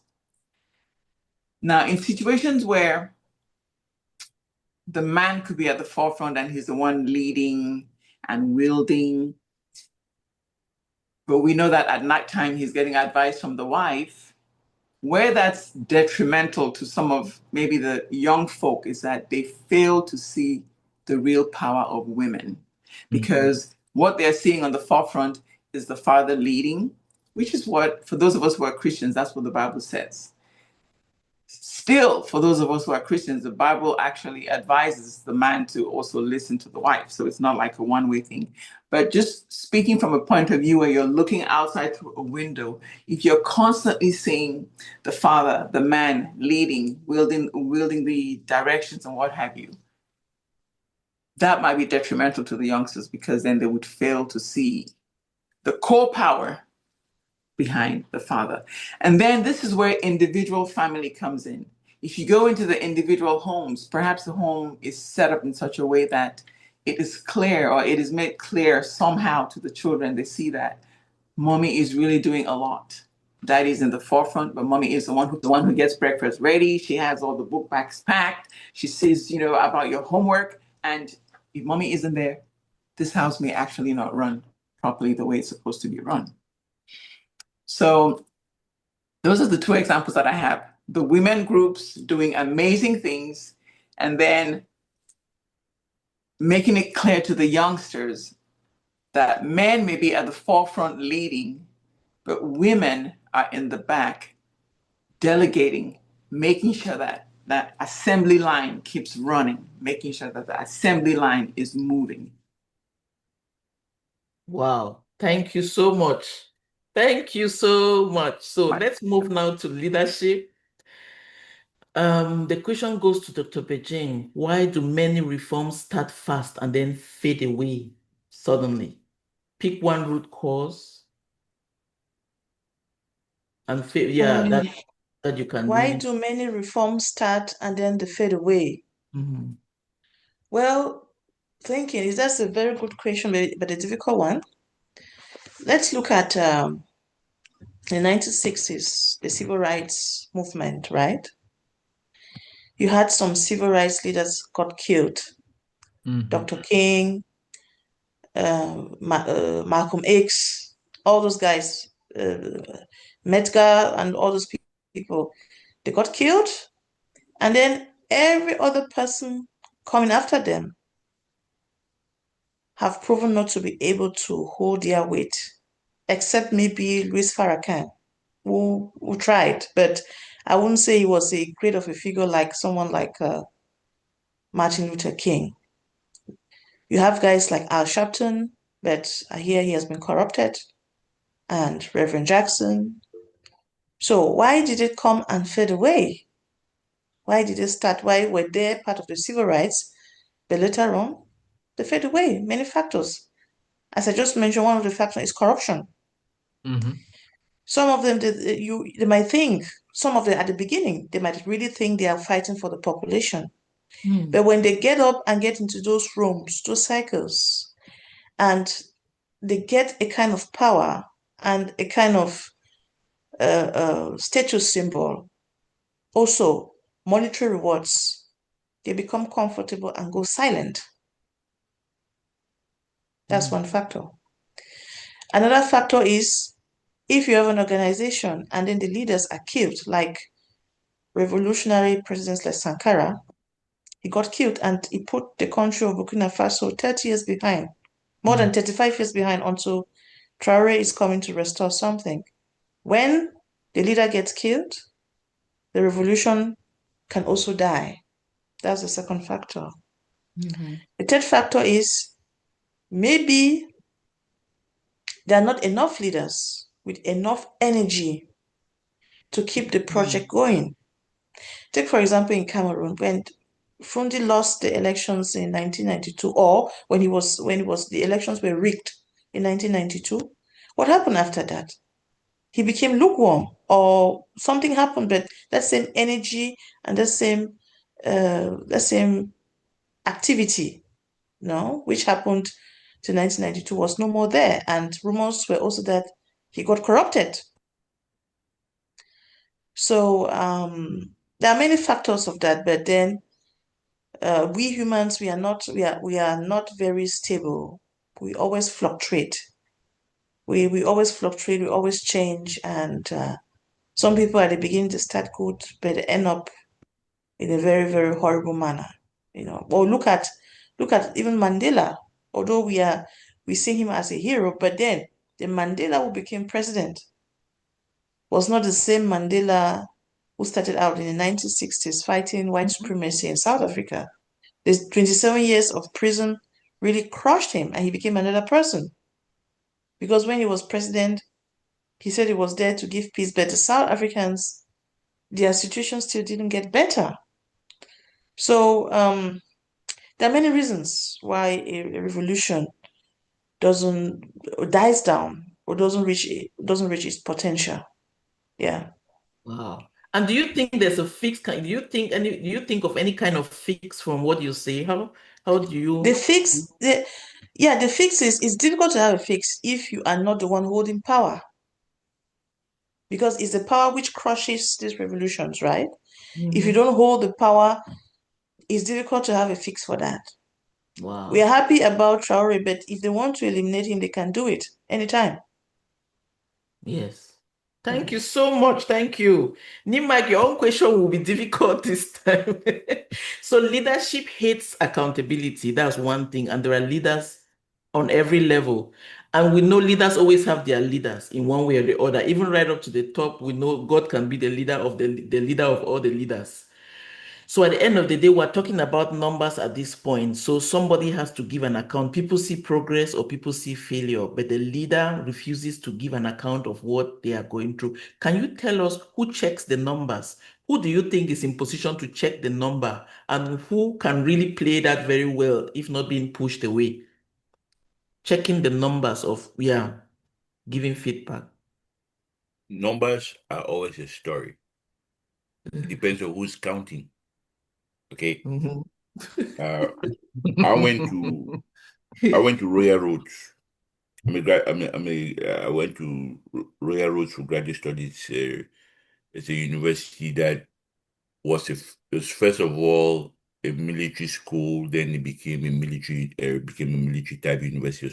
It's owned by the Department of Defense. Actually, a current deputy chief of staff in Canada was my classmate, and actually three of our generals, serving generals, were classmates of mine. At the time when we were at school, they were soldiers who were back from Afghanistan. So they'd been fighting. I'm thinking, like, this were here to study conflict. Again, but these are war fighters. These are combatant, commanders from the field. They're now here. I'm a lawyer. the soldiers, police chief, a fair bunch of people who were really in the conflict world. And why are they here? The first thing is we need to get real about what society is and what society is not. Some societies eat other societies up.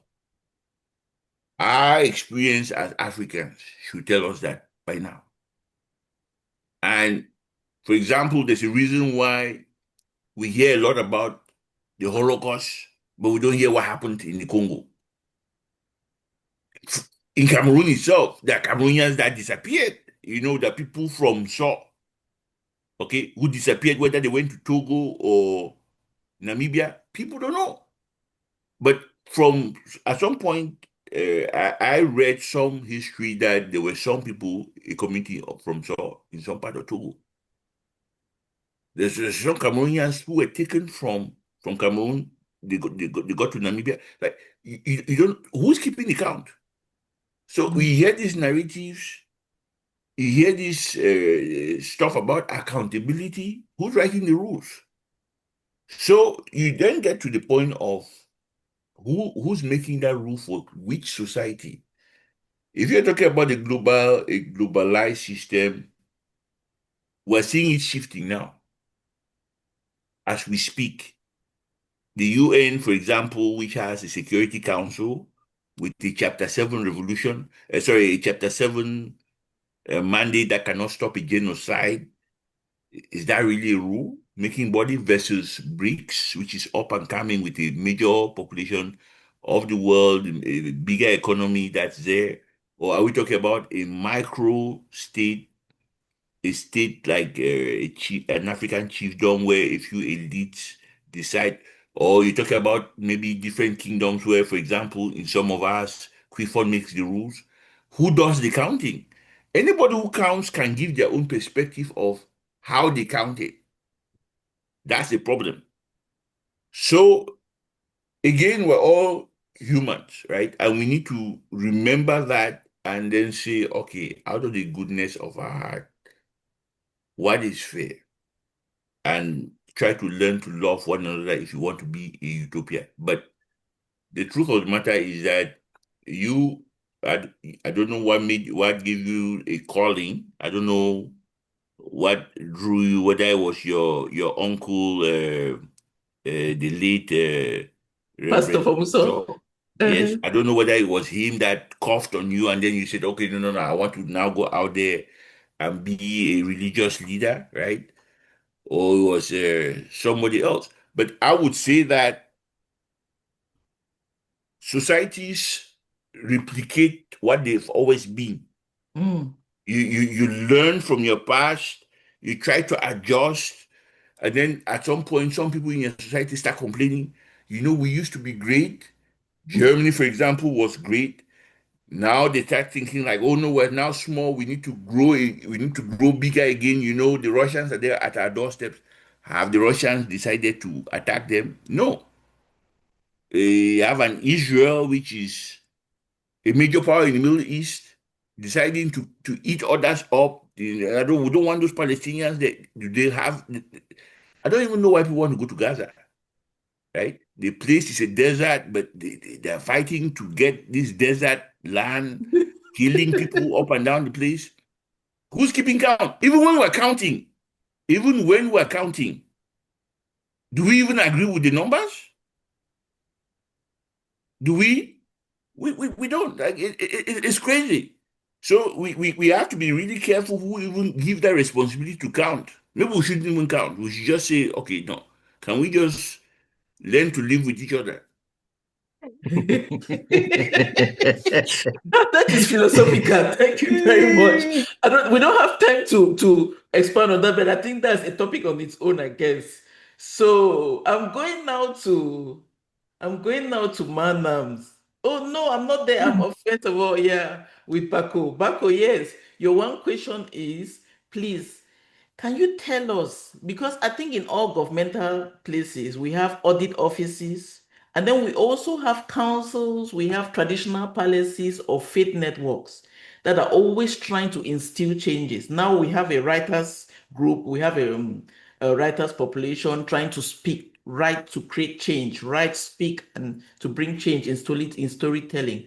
Can you tell us one of these bodies that you think if we redesign it could really affect change in a positive way? Because now Nimike's question remains open.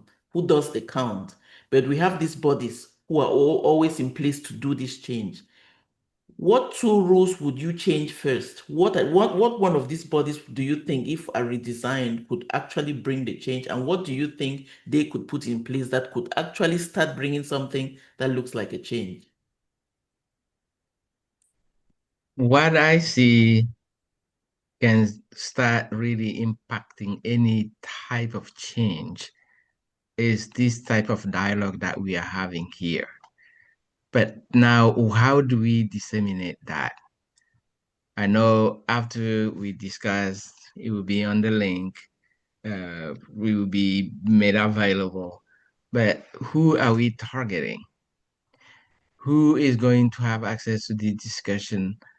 And how do we make sure that there is access to this conversation and people are sharing and agreeing or not agreeing or disagreeing with what we are having as a conversation here?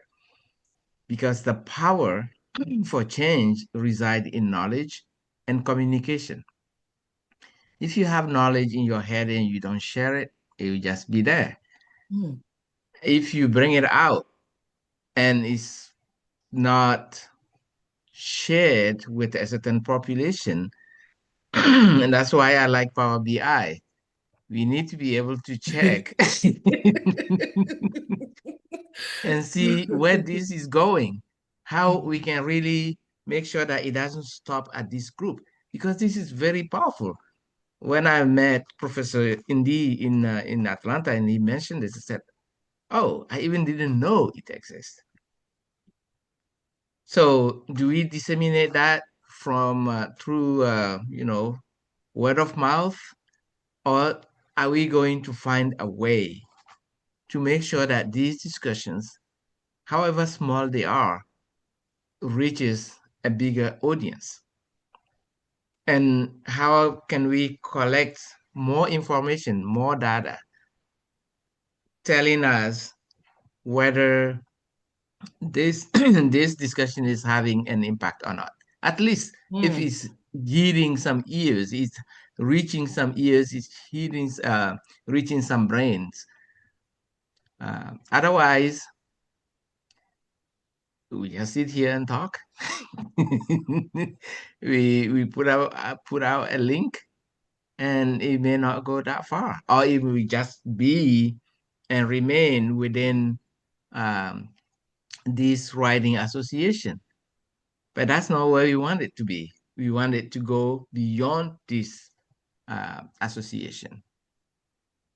So what I see as something that can really make an impact toward leadership is the discussion that we're having right now is explaining different views of what leadership is, what successful leadership is. So when we share those ideas here and they reach a bigger audience, we find mechanism for this discussion to reach a bigger audience. At least young people from any place will start thinking people are trying to make an effort to make change, to initiate change. Yes. Thank you so much. Madams, we come to you, the person who always closes a round. This is the closing of the round of leadership. So let's look at two blockers, because we're talking about growth the whole time. We need to see growth, and we say we are stagnant in many aspects. So what are the two real blockers you can name? Because sometimes we think it's too many licenses we have to get, and then we have to pass through a corrupt keeping system to get those licensing, so it makes us to stall. It can be land issues. It could be bad power supply. What do you see? What can you really sum up as the blockers that are actually blocking us from the power point of view? Because we agree there is a stagnation. We agree the power structure is wrong and we don't know. But what is blocking us as an ethnic group? Thank you, Reverend. I think that one of the major factors of blockage is opportunity. The difference between me getting something done or not getting something done is being offered the opportunity to do that thing that will make a change to a certain society. So, for instance, sometimes people in the diaspora will go back home, they want to set up a business, they want to, do a service that impacts the local community. It's going to create employment, it's going to create self-sufficiency. All they need is that opportunity. All they need is for the government to have systems in place that make it easy for them to establish to meet their goals. On the other hand, they get met with so many roadblocks. They have to pay so much tax, so much bribery. In the end, many people end up leaving because then they wonder, what's the benefit? I'm trying to help my people and I'm getting all these roadblocks trying to meet the goal. So I think the first thing that needs to happen is policy needs to change towards diasporans, for instance, going back home and establishing businesses. Policy needs to change. So that's one roadblock. The other roadblock is not only from the government, but sometimes even the local people who are used to doing things a certain way, they might look at you and say, who do you think you are? America Wanda, you want to come and change things. So, so I think having a way to also expand the consciousness of the local people and sensitize them to thinking out of the box, to thinking, if somebody is offering me maybe a simpler way to build a toilet, a simpler way to manage irrigation and farming, maybe I should listen to that person. Maybe I won't have to toil so much. But we want instant gratification, so we don't want to be bothered with how much time it takes to actually build these systems that in the long run will cause the society to function smoother than it's functioning right now. Wow. Thank you so much for tying that up for us. Yes. And I think I've learned quite a lot today from you all. What I've seen is that we know how complex power can be. We know power is at every level, and we know reporting or keeping the numbers is very complex. We have now recognized also that humility in a dignified form can shape things very well for us. And the intention is a big deal. What do we intend for the people? Because there are some people who really do not think of tomorrow. I've just read now in the comment section what Abby Kensington said. She said, humility in power keeps you grounded. It makes you know the position is not permanent. It is it is the lack of it that makes power corrupt. I think she was actually coming to counter Nimac's idea, but that was regulated. But I think that is a very powerful statement. The floor is open now that we can talk. Abby, and there's also Niblaze who said something on the chat here. He wrote a very long thing. I will give you people the chance to talk for like 2 minutes. And before I go to them, I want to honor one person also in the crowd here, Rina, the VP of WAFORD, of Power, sorry. So we have the president and the VP here in the house. Rina, can you say hello to us? And then we can round up with a few open floor questions. We just take about 2, 3, then we close it because we're already over the time. So yes, I'll say a quick hello. Sorry, I can't turn on my camera. okay. But I've been enjoying the conversation and I've been taking notes. And yeah, I'll leave it at that. I mean, there's a lot going on in terms of leadership and power. And I'll just say really quickly that I believe that leadership has to be embodied. Mhm. You have to be the change that you want to see. And I think a lot of people get in these leadership positions and they lose themselves because they are not grounded in what they are preaching about, right? So embodied leadership, authentic leadership is where I'm at. So thank you. Thank you, Rina. If you know Rina, definitely she'll bring out the paper on this tomorrow. So, oh my God, I was taking notes and thinking, should I write an essay about this tomorrow? okay. Yes, that's it. So now we will give the floor to Abby. Abby, you seem to be hot on this topic of humility. Can you tell us more? Because I'm thinking there's one question I'll throw at you too, Abby, about a myth we always have: centralizing power or decentralizing power. And centralizing power, what can you tell us about that? Abby, can you come on so we can hear you talk about it, because you have an opinion on this one. Hello, Abby. Okay. So who can take the question? Abby is not around. After that, we'll go to Nee, please. Let me just get into that space, because it seems as if she was some of the issue around humility came from some comments I made about what I thought about humility and the way it was framed. So power in its raw form will come in about 4 dimensions. You have the soft power, which comes from attraction. You could have it and you don't even know that you have it. Attraction, the way you speak, your beauty, or your behavior, that gives you the ability to influence people. So in its raw definition scientifically, the ability to affect an outcome. Can you guys hear me now? Okay. I was having We can hear problem you with now. connection. Yeah.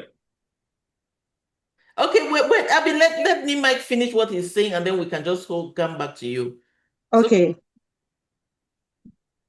You don't get the financial side of power or the exchange side of power, which is, for example, your ability with your money to basically buy over others. You use that money for influence. For example, if you're a Mo Ibrahim, you're a very wealthy man, you could buy power, but you could also enhance that power by soft power deeds. For example, you create the African governance index. So you enhance that ability to buy. You also have a third form of power, which is coercion. I put a gun on your head and I say, I want your bag. Give me your bag. And there's nothing you can do. You hand over the bag. Or you come to power by a military coup. So you're talking about somebody like Traore. He came to power by a military coup. But now he's cultivating the power he has through soft power means. So he's doing development activities that enhances the coercive power that he used, right? Then you also have legitimate power, which is the power you get from the position you're in. You become a judge, you then start influencing people with your judgment, or you influence the society you are in by making some of those rules. For example, affirmative action in the US coming into force because of court rulings.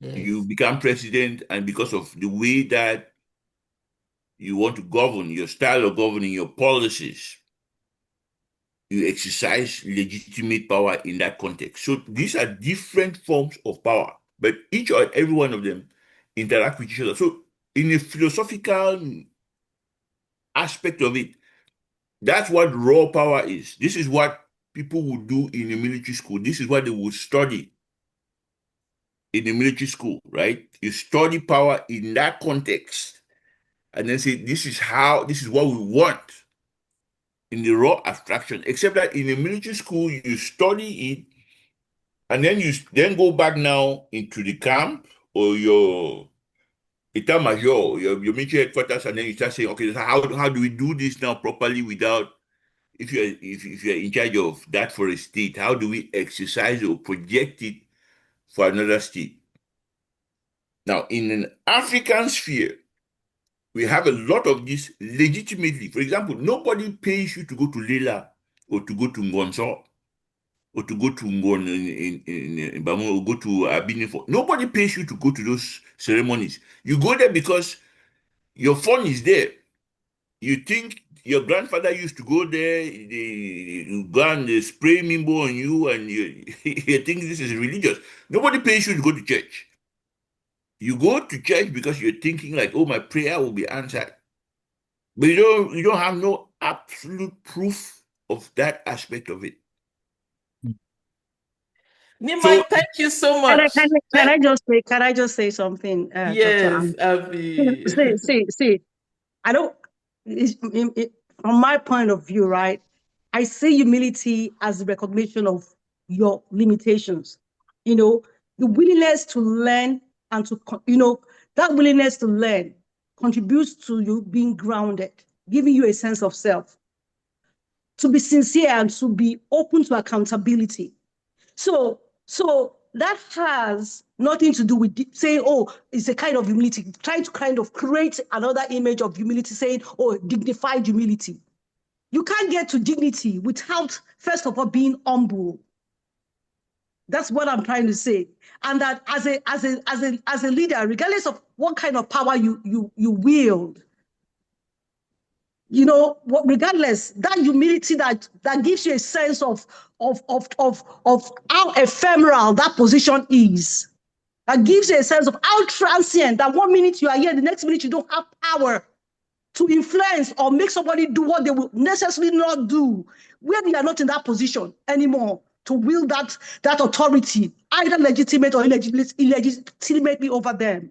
That's what I'm trying to say, that we need to not try to create a kind of definition for humility. Humility is what humility is. Acknowledging your limitations. Don't say, oh, it's some kind of dignified humility. With dignity, you're not going to use your influence as a humble person to reach dignity, to get to the point of dignity. Okay. But try to now create a kind of saying, oh, humility has to be dignified. Humility gives you, first and foremost, makes you humble, like create that thing in your mind that, look, this position can never be permanent. Nothing in this world is permanent. Yes. Which must be that lack. Thank you, Abby. Thank you, Abby. So there is one thing I will say to this. I know I like the energy. I like the energy when you speak, because we speak, we say the stories because we want change. I want to say something. There is this thing about understanding humility, which is very complex in the African community, and it's always good to bring that nuance of dignity, because I had this struggle in one of my groups. Having the title Reverend Doctor comes with a lot of responsibility, and sometimes people project on you. They want you to be a Mother Maria, a saint about everything. And we know truth is not something that is popular. So when you start trying to speak truth, like now in the community, you will either be beaten down, or they will expect you to speak in a particular time frame, the way they will expect you to speak it. And to the African community, that's what they will allocate to humility. So they seize your free will and want to project. So what I will say to this one is that we need to be very watchful on what people project as what they consider as the true humility. Because as Abby says, humility is what it is. Yet if we corrupt the meaning, if we corrupt the meaning, the way we look at it in the African community, we actually get lost in it. Because if I come in all dignity with the intention of exposing something and really saying, let's really talk about this thing, because I think we need to change, and then somebody tries to beat me down and provokes and says, even though you're even a reverend or you're a pastor, you should know better, you should be kind to people, and that's humility, then it spoils it up. Because I have experienced that so much in my space as a leader, and I will tell you till tomorrow, I will not back down, because I need this courage. I will not come in an egoistic way, but I come with the intention of saying, there is something that needs to be done Yeah, great. in Yeah. this space, yes, for this growth, and I will not back down. I'll do it in the best way, assuming everybody as a family. I don't see Nible so far, but I see Chen's hand. Rumbi, hey, you want to say something? Please come on stage for us. Okay. Thank you so much. Let me pin you. Thank you so much to our panelists. It's been engaging. So my issue is on the aspect of fear. I believe that people yield to those in power because of fear, and those in power use fear to keep people in check. So what advice can you give us, I would say laymen, to identify that there is fear in place? I think it's duress. And how can we identify quickly so we protect ourselves from such practices and so we can also fight? Thank you. Wow. Yes, that's a topic we did not even touch, like the proper fear. What is going on with this fear issue? Who can take that question for us? I can attempt. Yep. I'll try. Oh, But okay. my colleague, I give my colleague some time to reflect on it. So here's the perspective that I'm looking at. This is my own humble perspective, right? Now, I am an African in a majority white community, so the rules and customs are not mine. It is that of the community. So the dominant group basically makes the rules. That's our reality. I think that's the reality for many people here. So if we don't speak up, and tactically show, our voices will not even be heard. This group, for example, by identifying itself, for example, to say we exist and trying to project our voices, has taken the courageous step, the leadership, and the powerful step of coming forward to say, identify us, identify our needs to give us that voice. Otherwise, we will not be heard. And that in the sphere of soft power, we're doing a lot. Having this kind of dialogue, be able to sit here and have this dialogue without fear is something which is not only important, it's critical and necessary. By the time you sit down and say you want to write a book, you're no longer humble. Well, you could say you're humble, but I think you're kidding yourself in your head. You're saying, I put up my hand, I have something to say. I have something to say to the world. You've identified yourself. You've made yourself a target because people out there might disagree with you. And if sometimes some people disagree with you, you feel ashamed. Now, for somebody like myself who comes out of the legal profession, I live in arguments, right? Day in, day night. Somebody can wake me up from my sleep, and I'll be arguing till kingdom come.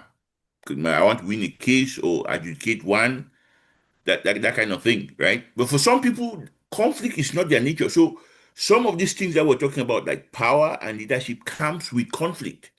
Those are attributes that are uncomfortable to live with.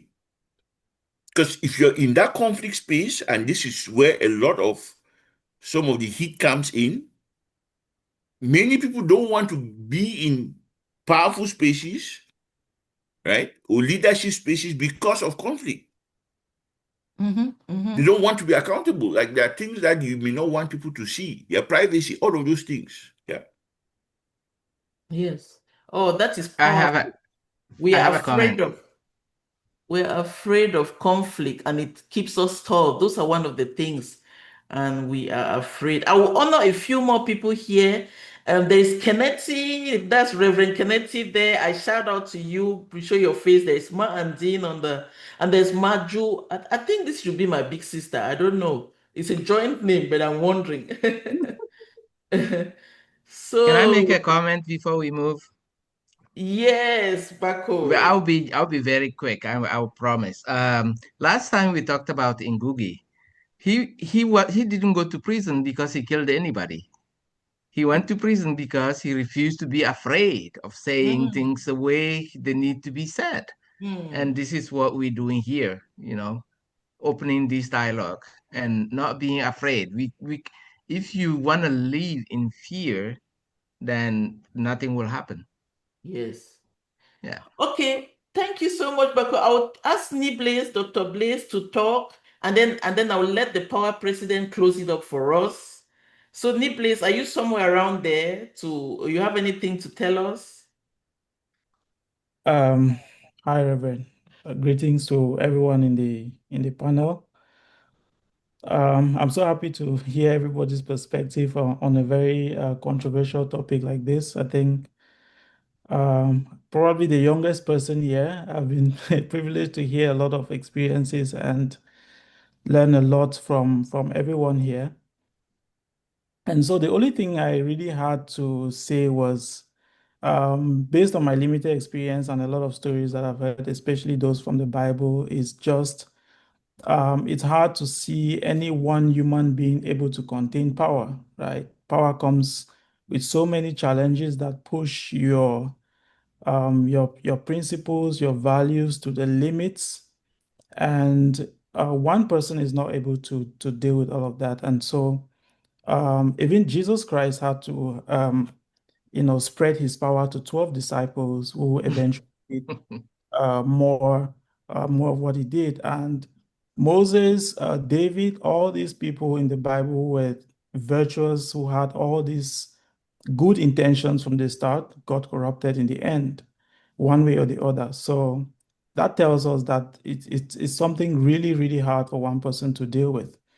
And maybe if we get into leadership positions, delegate power, train others to take up from us, decentralize the power, and empower people to be able to hold power, not the entire thing, but bits of it. And then we can keep each other in check and be accountable to each other. So far, probably that's the only way it might work. It seems to work in the US to a certain degree that, the thing doesn't corrupt, and some other countries around the world. But the more power is centralized in one person's hands, it never ends well, no matter how good this person's intentions are. And so that's all what I had to say. And thank you all so much for sharing your stories.